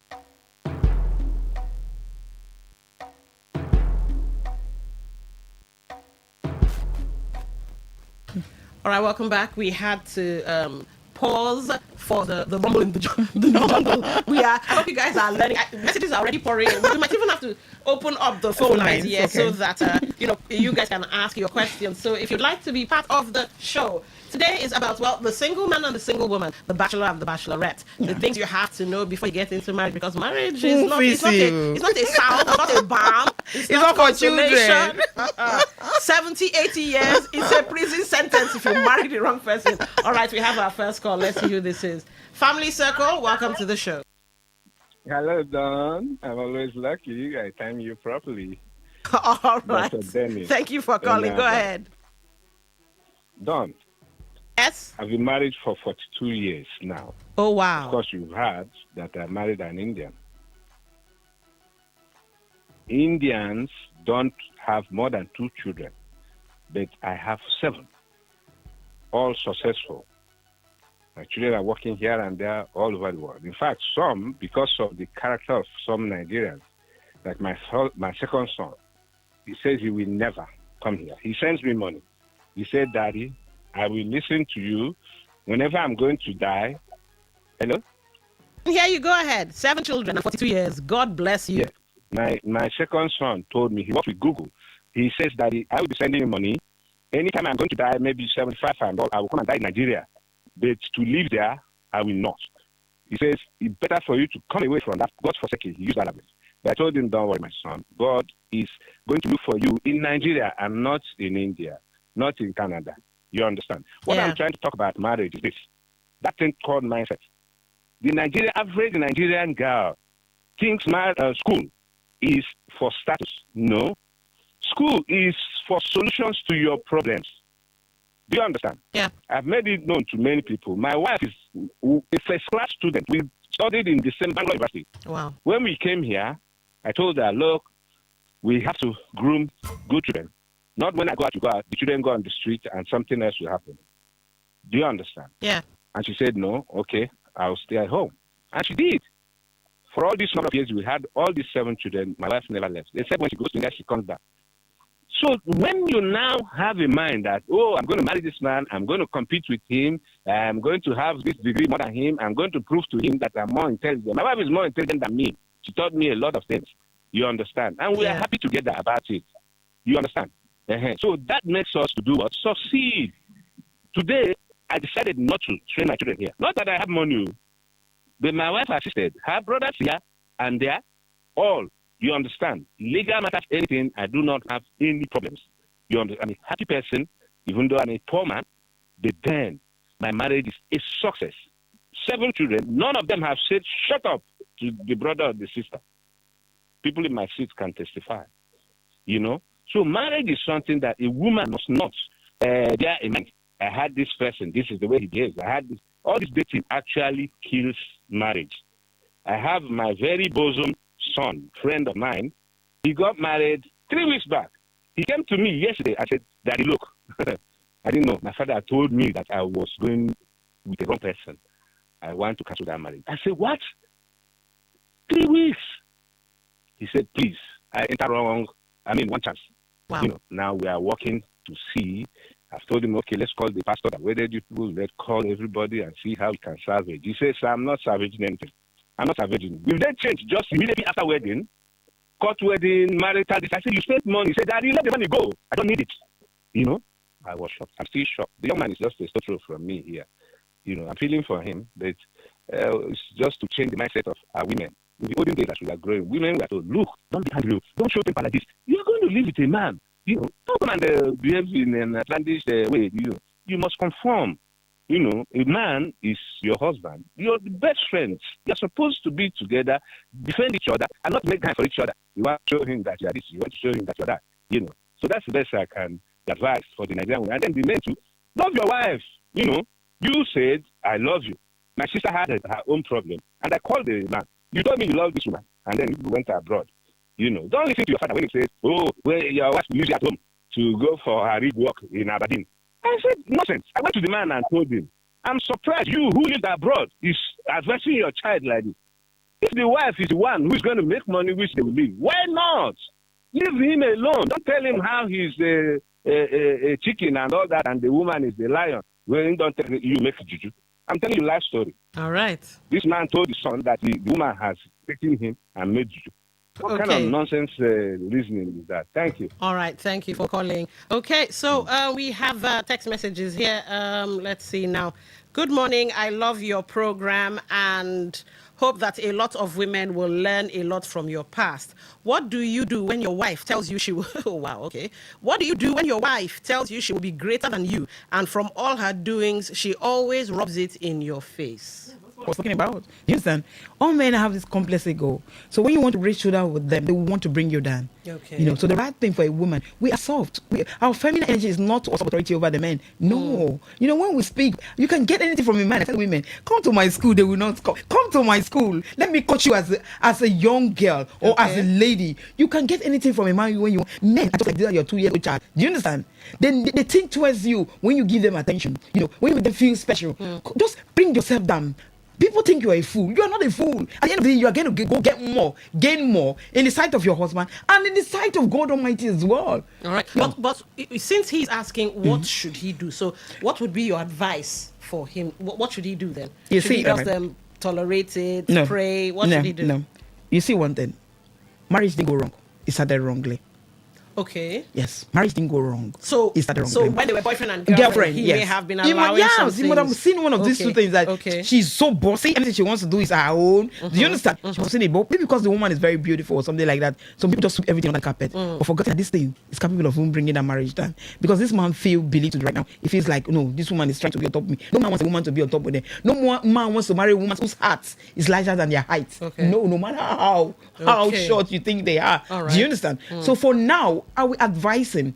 You will need to bring the woman to a counseling center. Okay. It could reach me or reach any good counselors and every other thing. We will need to speak to the woman. Of course, before the show ends, you give your number, right? We need to speak to the woman. Because sometimes it could be as an attachment style, the way she was raised by her parents. Do you understand? Maybe the mother has these traces of like want to dominate the men. Do you understand? So she grows up and see nothing wrong.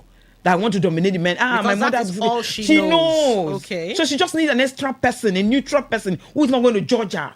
Will make her feel this is what is obtainable. You know, give her an informed choice to make. Do you understand? It could just balance this whole equation. But do you think we usually hear motivational speakers, life coaches, counselors like yourself? Many times they say, heal yourself, heal your trauma, your inner child and all of that.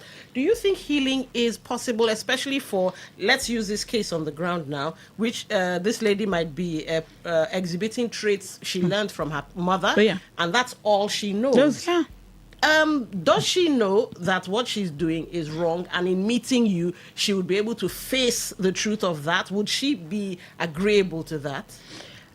When you plant a seed, does it grow immediately? Okay. It doesn't. Okay. It takes time, isn't it? But with time, with watering, taking care of the seed and everything, it's powerful. It comes out, isn't it? Okay. It blossoms, it becomes beautiful. Okay, so the counseling has to be constant. It could be, All right. Maybe the first day she want to oh no, I don't want that every other thing. But gradually you make her see reason why she should not do this, why she should do this, what she intends to benefit when she do this and everything. Before you know it. All right. Yes. But these are women that are not teachable. Oh, are you serious? Yes, there are some women that are not teachable, and that's true. Okay, let's balance it. Are there men and women that are just lost causes? Yes, there are some are not teachable. It takes the grace of God to change them. But when you come to counseling, and depends on the person handling your case, it's spiritually inclined. Do you understand? Yes, there's nothing so impossible with God. That's why you need to go to the right source. All right. Do you understand? Okay, Cassandra, we see your message. We'll get in touch with Barrister Courage. If he gives the go-ahead, we'll send you his number. Let's see now. What else do we have here? I think we have some messages on WhatsApp.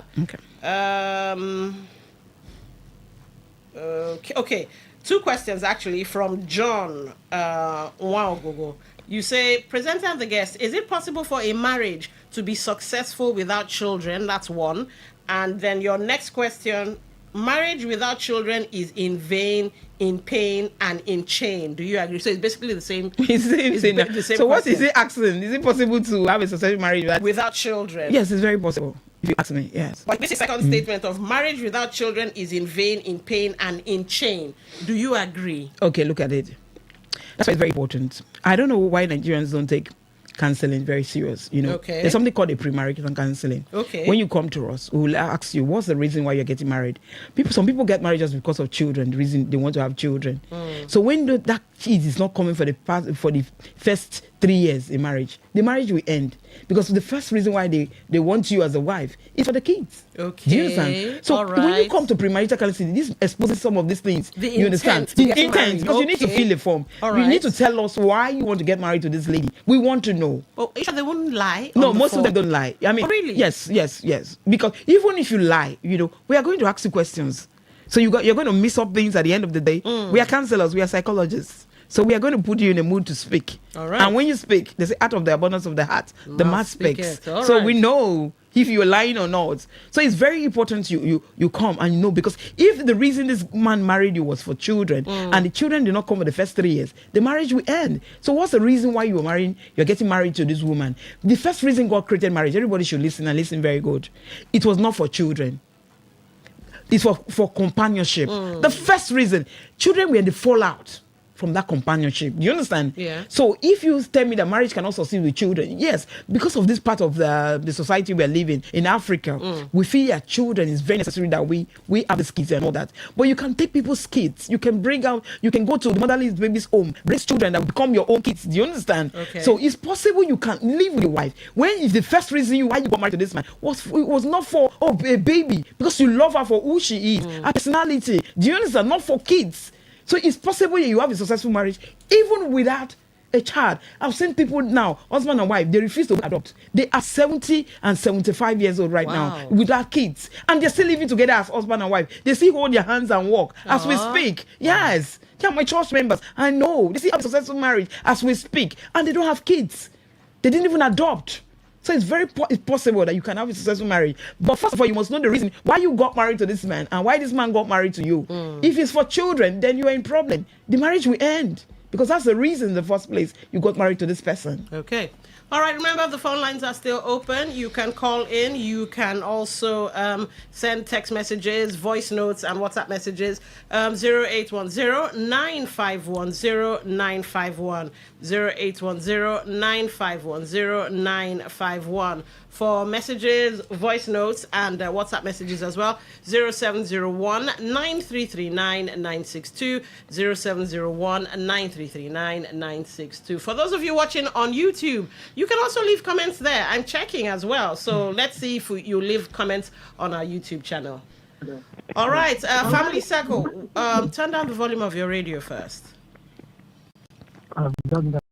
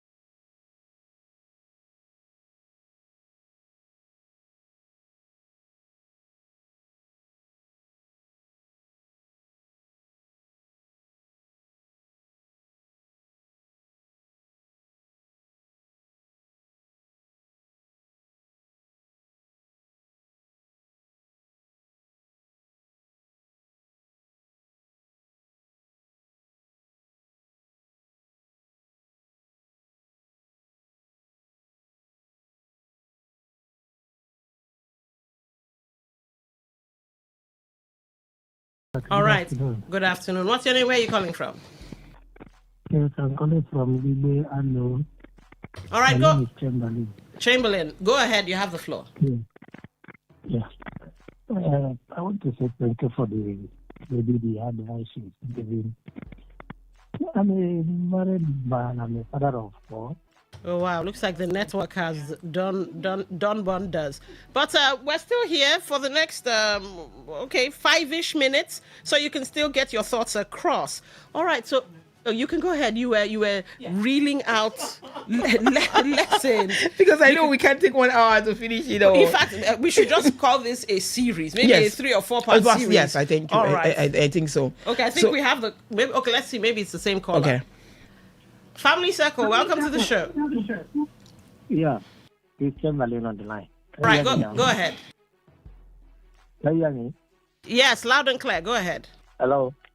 We can hear you. Hello.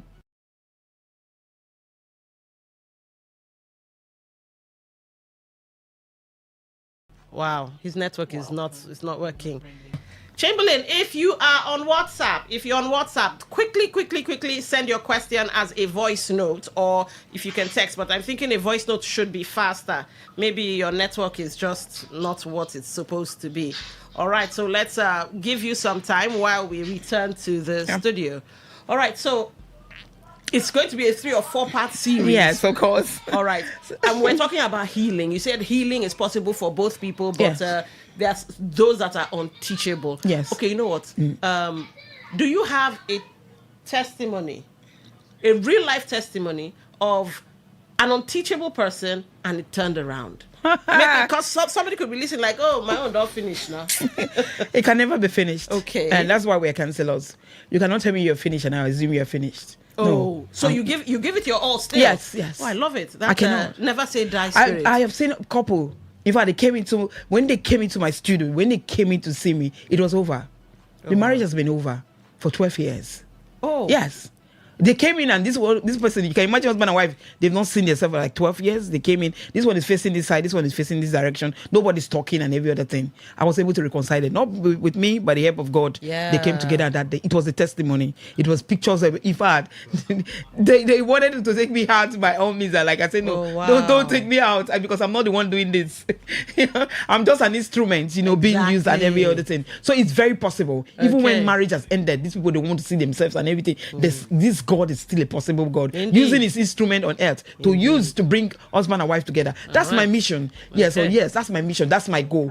Bringing peace into a home. Like God's great. Bringing marriages back to God Almighty the way He has created it before. Family Circle. Is this Chamberlain? Yes. All right, go ahead. We can hear you. Go ahead. Yes. So what I'm saying is that marriage of 16 years, throughout that, okay, we're in Abuja, I'm doing well, I work with airport authority. Finally, my wife now got a job. And she's the type that she hardly take advice from you. Although she's supportive. The small time, since we came back from Abuja to Southeast here, my wife's character changed. As soon as she got job, don't even know what my wife do. I don't know where she work. I don't know the kind of job she do. She will leave us very early, come back 8 hours after 9 to 10 hours. What are you still doing by this time? As a grown-up daughter, she was let her be taking care of her younger ones. And I said, no. Okay, what kind of job are you doing? Then tell me know what you're doing. My wife said, no. I will not know what she's doing. I thought she was joking. I tormented this thing over 3 months plus. I saw her brothers, I saw her mother, I complained, I'm complaining. One day she went out, she didn't come back. And she was like, I went to outside work, all this thing. So I came back late because of the nature of my job. Because I work at the airport sometimes. Flight come back late hour. I call my daughter. Where is mom? Mommy is not yet. I called her. I say, yes, mommy said that they went to outside work. This, that. My wife will go to outside and start telling me. I call her mom. As I'm talking to you now, we are not together anymore. I just traveled before I come back. She have carry her things, pack most of things that I bought, carry my go and rest house somewhere else. Yeah, you see Port Harcourt. So when I now look at all this, I make moves to go and bring them back. I see that to them saying no. Because I could remember there's one thing one guy told me those times we are caught. The guy told me that cheap people worry. The guy told me that Igbo people, they don't stay in marriage. It looks like it's a tradition to them. I have a beautiful daughter. Even last week, I took my daughter to go and write jam. Sometimes it's my daughter that will bring me, I come and see them, talk to them. If whatever thing I have, I give them. But they're still okay with her. So they keep on bothering me. I said, what is it? You know that last year, I decided to go and settle down with someone else. But I don't look at it. When I take cause problem to my children or what? So the thing is giving me concern. I still need advice from her. All right. Anything she tell me, please.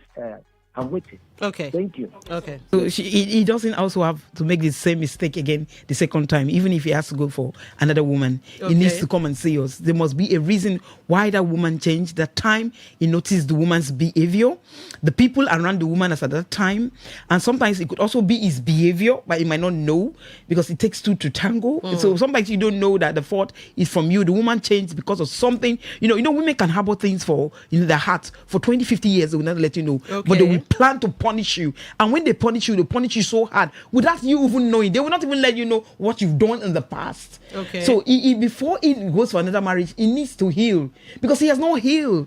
You can see from his voice. Do you understand? Yeah. He needs healing because if he doesn't heal, the second woman that's coming into his life too, is that same thing is going to happen. So he needs healing. He needs to be talked to, spoken to. You know, there must be a reason why that woman changed. Okay. You know, as at that time, what happened? What led? Did you notice his behavior? When and what time? You know, this whole thing came in. She used to be a nice woman. Then all of a sudden, she got a job and she changed. Something makes people to change. Do you understand? Why did she change? Is it a group of people? Did you discover her friends? A circle of friends all of a sudden when she came in here? So that you don't repeat that same mistake. It could be from you, it could be from her. So he needs healing. So he needs to see a counselor. It's very important he sees us. All right. So we can tell him the way forward. You called it, we cannot exhaust We cannot exhaust it. It's a long, so it's maybe series. you give your contact and well, next week we continue. The series continues. We continues, yes. So my social media handles, Premier Women International for Facebook. Premier Women International.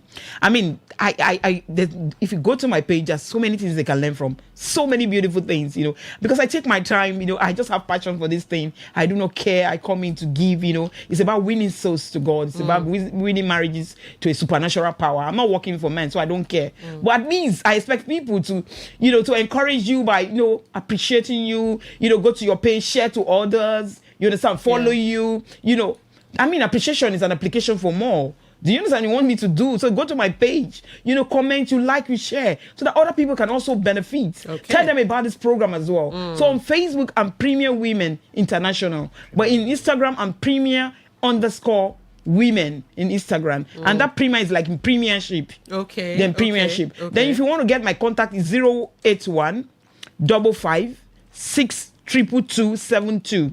081 55 62272. So you can always leave your messages and I will get in touch. All right. Well, good things. But what we can had say? to go. Because we could go on and on. I'm telling you, I never get tired. A lot of people are having issues. But don't worry, next week it's a series. It's a series, yeah. So she will definitely complete everything and take your questions. You already have her social media handles and her phone number, so you can even have off-air stuff. Yes, with me. All right. It's possible. This is where we'll bring the show to a close. At the top of the hour is the news at 12. Thank you for being an amazing audience, as always. I'm Don Wilson.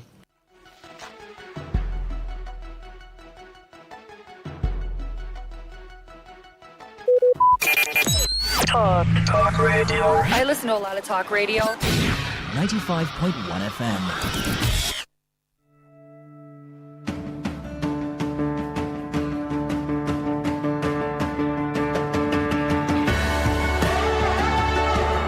Education never ends, and we believe it starts even way earlier than most of us think. On Andre Gorgie, every Tuesday, 1 to 2 p.m., we unravel these various building blocks and its challenges that make you and I. Port Harcourt, South, Nigeria, or around the world, we've got you covered. On air, online, delivering balanced news and unbiased analysis. Today, 95.1 FM. This is Today, 95.1 FM, Port Harcourt. News.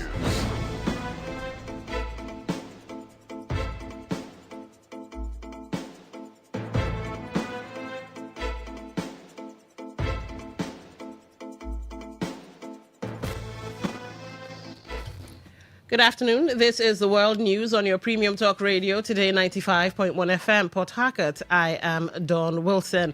The headlines. Legal practitioners and Saturday worshippers accuse Onelga Council Chairman Shedrack Ogbogu of act of contempt of court over restriction of movement during sanitation. Federal government alerts Nigerians in South Africa over plans of anti-foreigner demonstrations. President Bola Tinubu swears in Mutaka Dharma as Minister of Housing and Urban Development in his cabinet. And on the foreign scene, eyewitnesses confirm gunfire and explosions on several districts in Mali. Now the details.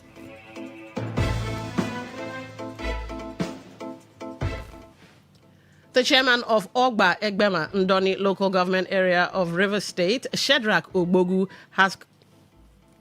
has come under criticism over his directives for restriction of movement during a sanitation exercise in some parts of the area. Some young men who claim to be working for the Onelga Council authorities were reported to have blocked major roads and streets of Omoku, the headquarters of Onelga, to restrict road users during a sanitation exercise ordered by the council chairman.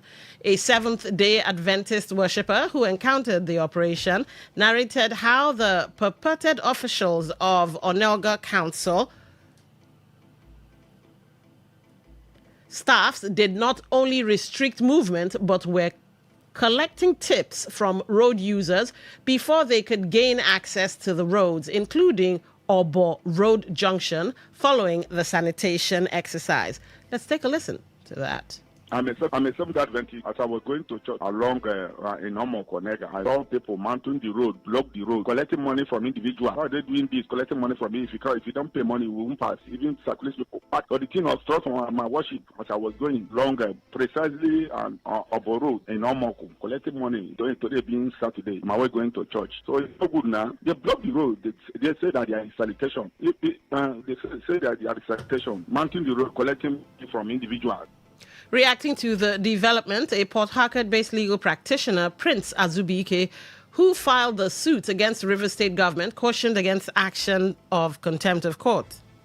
Azubike, who is also an indigene of Onelga, criticized the action, which he said is serving as an appeal to the judgment against restriction of movement and sanitation day, just as he encouraged Onelga people to exploit the judgment of court against the action of the council. So the act of the local government chairman, with due respect, is not just ultravise the judgment, but he's going expressly contrary to it. In other words, he's on his own setting aside that judgment and going ahead to restrict movement of persons. That is unacceptable in a democratic state. That judgment inures to every resident in River State. 5 copies of that judgment is online. Let them get it and approach the court to interpret whether the local government chairman has the right to go contrary to a judgment delivered by a competent court of record, which has not been set aside by any affiliate court. The chairman should comply with the judgment of Honorable Justice J.K. Omotosho delivered in 2021. The judgment prohibits police from arresting people on the guise of sanitation. The judgment restricts River State government from restricting movement of persons. Clear day as environmental sanitation. The judgment upholds that. But what the judgment say you can do is to stop people from moving because of environmental sanitation. Today FM's correspondent reports that another legal practitioner, Christian Njigwum, who reacted to the incident, disclosed that other lawyers had condemned similar actions when it was carried out by the state government, saying that the action of the Onelga Council chairman is not only unconstitutional, illegal, abuse of power and contempt of court, but an impeachable act. Meanwhile, residents of Rumelumeni community in Obiakpo local government area of River State have continued to complain about health implications of waste littered along the median of the major roads in the area. Some residents who spoke to Today FM's Uchendo Ejowo claimed that refuse are allowed to stay for more than a week before it's been disposed. A situation which they said becomes worse anytime it rains.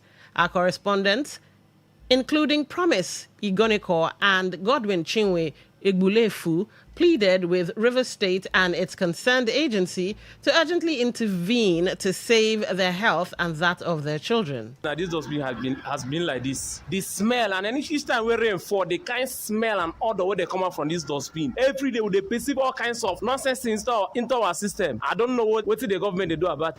My advice to government, they should try and pack this dustbin because this dustbin is giving us sickness. All my children are having, I don't know what I will call it safe. So my advice to the state government, they should try and clear this dustbin so that we can live a good death. Okay, my brother, this city has been here for more than a weekend. Many people are suffering. If you look around that area, you will see how the road is messed up. So please, I'm begging whoever is in charge, the state government, to come and help us at Room Aluminium. If you watch around here now, nobody can pass here. This is my shop. Everything is smelling. I cannot sell market again because of the order of the refuse. Please, I'm begging whoever in charge to come and remove it. We are begging the state government to come and help us, our children, to avoid sickness. The situation in Rumoilumeni Road is not different from what has been observed along Ikwere Road, Ada George, East-West Road, Mboba, amongst other roads. An indigene of Rumaholu community in Obiakpo local government area of Rivers State, Chief Lord C. Nwosu, has threatened legal action against the council chairman, Gift Wallo, over the directive that led to the demolition of the fence of Victory Estate along the Obirikwere Airport Road. The Obiakpo Council Chairman, Gift Wallo, had justified the action, citing alleged defiance of lawful directives in an ongoing land dispute, stating that construction on the property continued despite an earlier directive from the House of Representatives instructing all parties to maintain the status quo pending resolution of the matter.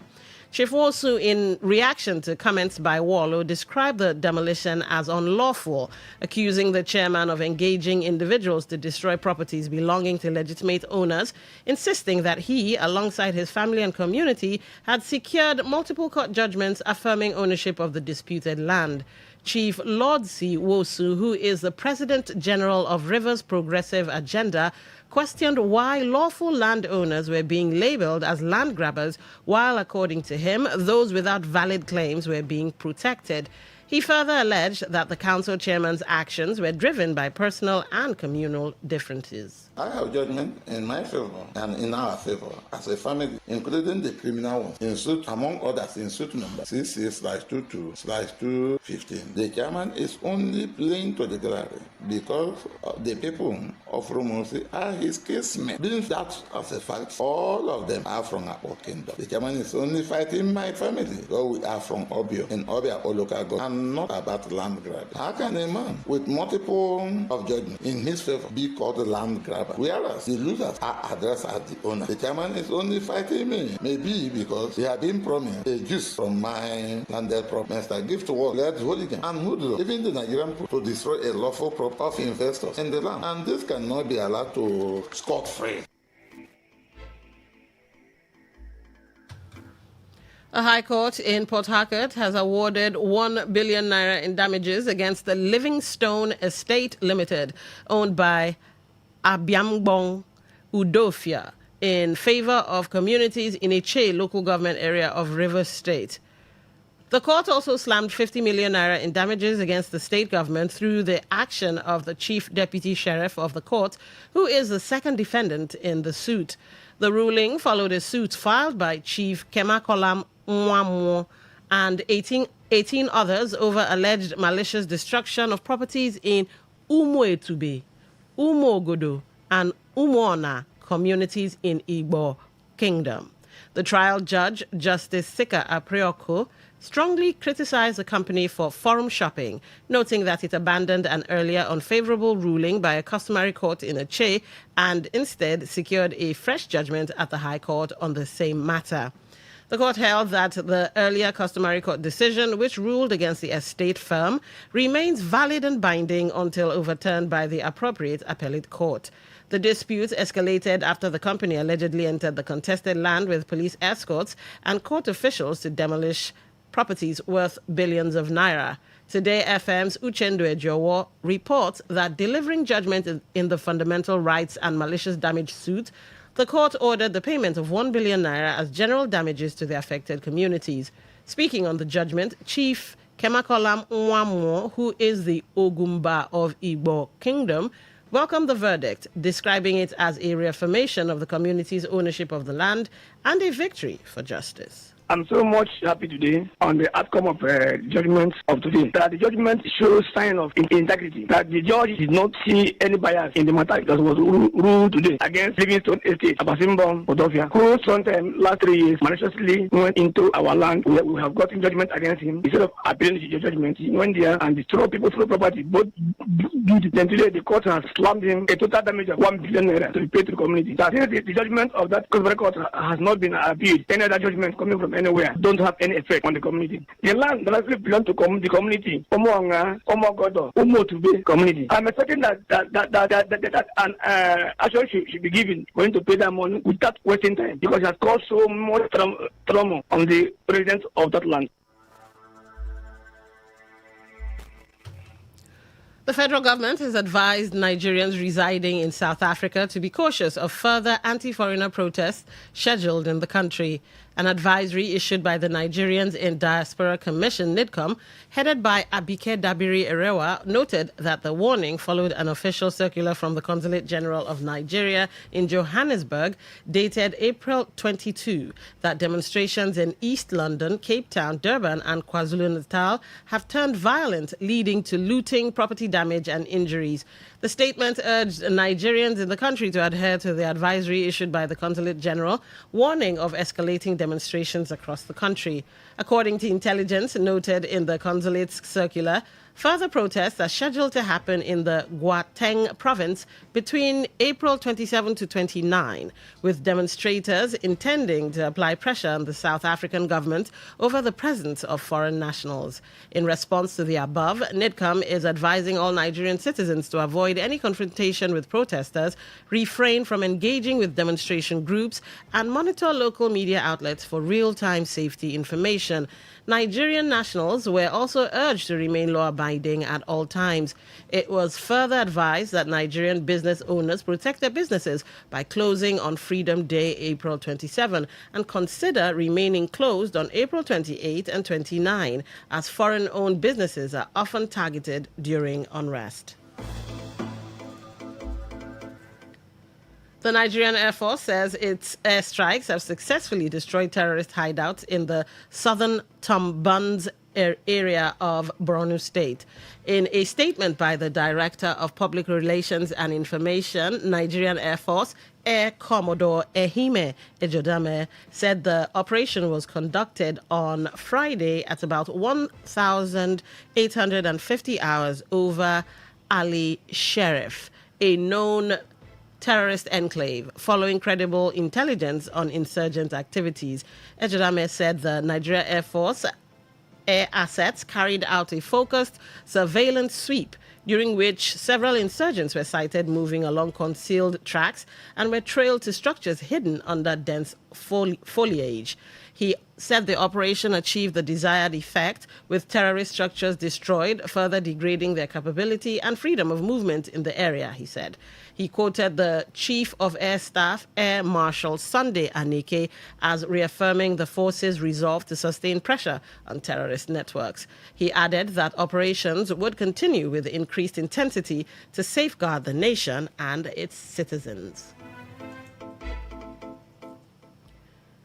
You're listening to the World News on Today 95.1 FM, Voice of the People.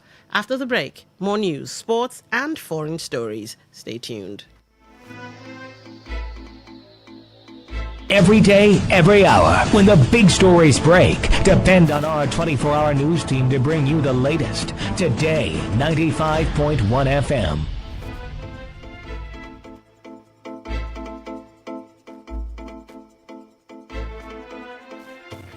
Welcome back. President Bola Tinubu has sworn in Mutaka Dharma as Minister of Housing and Urban Development in his cabinet.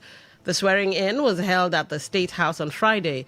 Dharma from Katsina State, who was cleared by the Senate, replaced Ahmed Dangiwa, who recently resigned. President Tinubu, at the short ceremony at the State House, congratulated the new minister for coming on board at the very challenging time of national development. The president told Dharma to be ready to serve in any capacity in which he is called upon.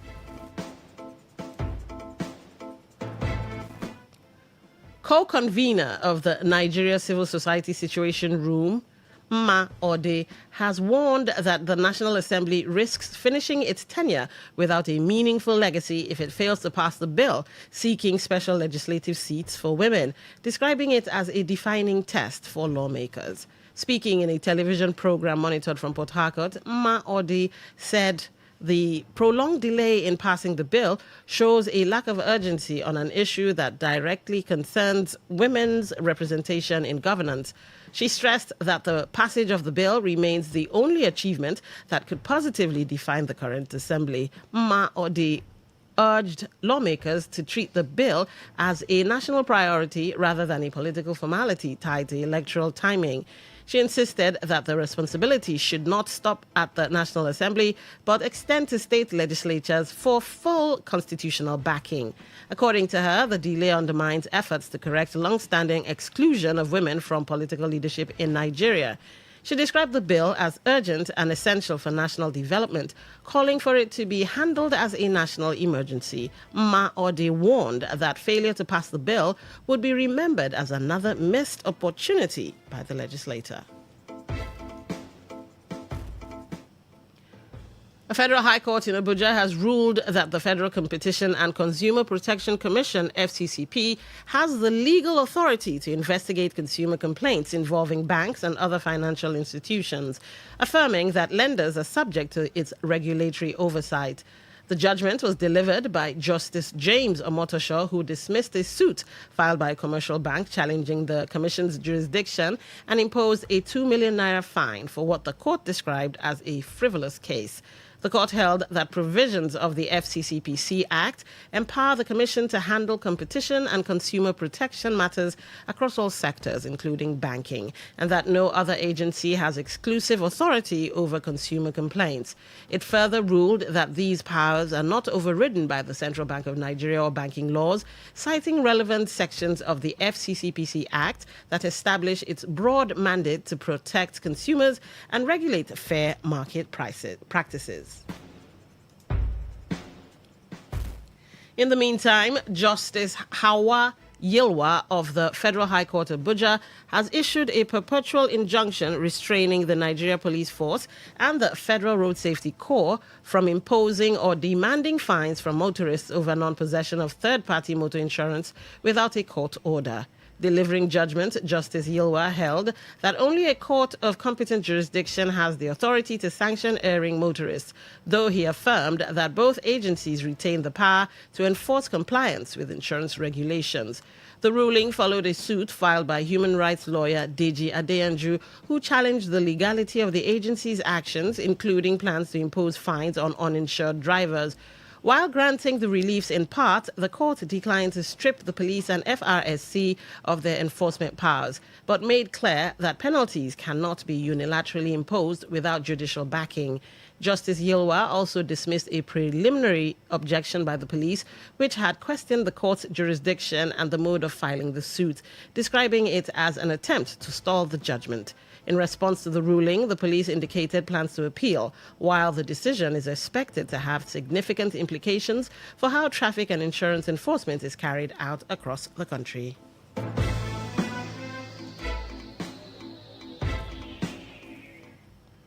On the foreign scene, explosions and sustained gunfire have reportedly rocked several districts of Mali, including near the main military base in Kati outside the capital Bamako. The town is the home of the country's military ruler, General Assimi Goïta, who first seized power when the army overthrew President Ibrahim Boubacar in August 2020. Eyewitnesses and security sources say soldiers have been deployed to block off roads in the area. Fighting was also heard in Gao, the main northern city, and Savari in the center of the landlocked nation. It was not clear what caused the explosions, and no militant group immediately claimed responsibility for the attack.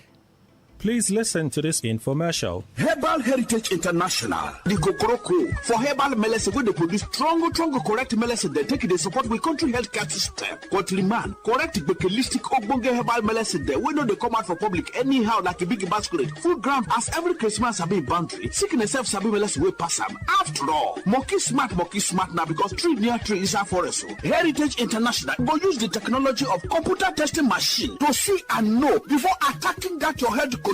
We don't become Ubaruba for your life with the correct treatment. Therefore, whether definition or without definition, make you visit Herbal Heritage International. Offices way near you. Herbal Heritage International. Now you.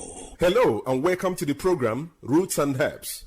Roots and Herbs is a program that discusses health-related challenges and suggests possible ways out from the herbal medicine perspective. Roots and Herbs is put together and sponsored by Herbal Heritage International, also known as Baba Yoruba.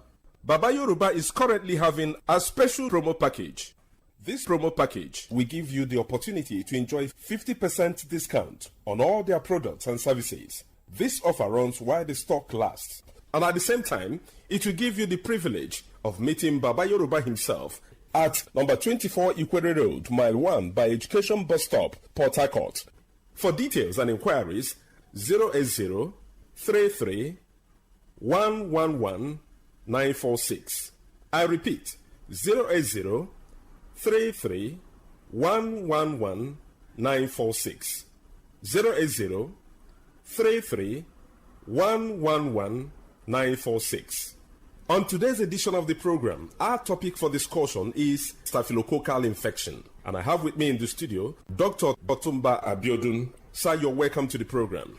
Thank you, Mr. Moderator. Staphylococcal infections do occur in the body system when Staphylococcus bacteria enters into the body system and spread within the body system, destroying body cells. Staphylococcus bacteria are majorly of 3 types that can afflict men. But of these 3, the most pathogenic in nature, that is the one that is capable of causing diseases easily in men, is the Staphylococcus aureus, because it is capable of invading body cells, destroying them, causing different pathological changes in the body. When Staphylococcus bacteria spread in the body system, there are a number of changes that one can experience. This can result to burning sensation within the individual, and this can be seen as fever from time to time, or a situation where there is certain hotness coming from within. There can be skin manifestations in staphylococcal infection that can be given one periodic boils or rashes all over the body. In some people, such rashes can come around the pubic region, or even leading to boils that can lead to blisters or even ulcers on the skin. It is possible for one to experience persistent headache in staphylococcal infection because the body fluid is already contaminated. Staphylococcus, as we know, is a form of bacteria. Any bacteria that is capable of spreading in the body system can lead to reactions in the body that can further damage body tissues. And when this occurs, it is possible for one to experience joint pains in form of infective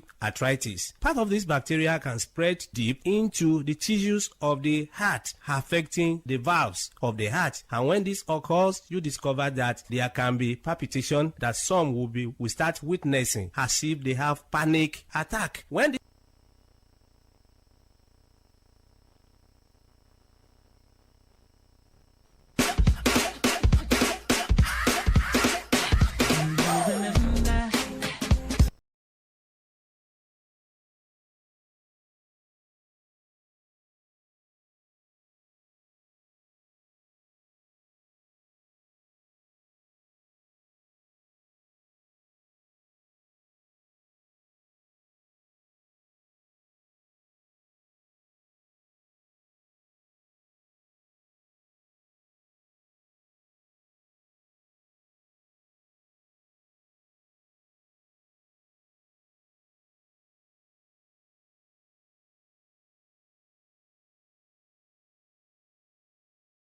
if any bacteria is able to dwell so long in the body system to contaminate the whole body fluid and even damage nerves. When nerves are damaged, there can be tiredness. Not only this, it is possible for men to suffer a lot because this can degenerate to a situation where a man is unable to stand like a real man. When a man is unable to stand like a real man, it is seen as a serious challenge because the whole family can be affected. Part of the joy of the relationship can be stolen, and this can cause different rancors in the family. A man that is unable to stand as he should can find it difficult to get arousal. The desire for opposite sex can disappear, and once that arousal is not there, that is the ignition point. It means such a man will not be able to stand like a real man. In some people, the arousal can be there, but you discover that because nerves have been damaged, the transmission from the upper center down to the power point of man, that is in between his two thighs, can be weakened. When such occurs, you discover that such a man can even get arousal or is able to stand, but the type of standing that he has is not strong enough to help him to even get into the act. In some people, they make effort to get into the act, but you discover that they are unable to spend more than a minute or more before they are exhausted. Mind you, before a man can be called a real man, such a man must be able to have the arousal as desired and also also be able to sustain the energy he has been able to gather for a considerable length of time. That is when such a man can be able to make his partner happy when it comes to man-to-woman interaction. So such men do suffer from this from time to time. It's after knowing the root cause of the challenge that one will be able to know the right step to take for one to be totally free. Whenever you experience anything that we have been able to mention or other things, it's very important for one to visit a competent health caregiver who will be able to run tests on one and pinpoint where the problem lies and prefer solution. For more enlightenment and advice, the number to call is 080-33-111-946. 080-33-111-946. I repeat, 080-33-111-946. Thank you all. All right. You've been listening to the program Roots and Herbs. Roots and Herbs is a program that discusses health-related challenges and suggests possible ways out from the herbal medicine perspective. Roots and Herbs is put together and sponsored by Herbal Heritage International, also known as Baba Yoruba. Baba Yoruba is currently having a special promo package. This promo package will give you the opportunity to enjoy 50% discount on all their products and services.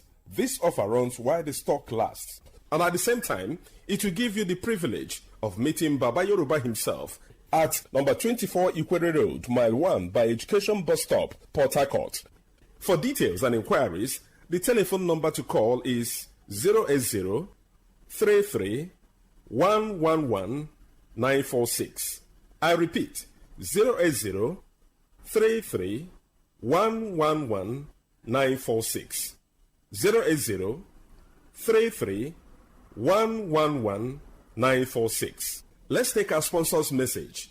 Don't go away. We shall be right back. Herbal Heritage International, the Kokoroko, for herbal medicine, where they produce strong, correct medicine, they take it, they support with country healthcare system. Quatliman, correct, bekelistic, ogbonge herbal medicine, they know they come out for public anyhow, like a big basket. Full ground, as every Christmas have been boundary. Sickness self sabi medicine will pass them. After all, monkey smart now, because tree near tree is a forest. Heritage International go use the technology of computer testing machine to see and know before attacking that your health condition. We don't become Obarogba for your life with the correct treatment. Therefore, whether definition or without definition, make you visit Herbal Heritage International. Offices way near you.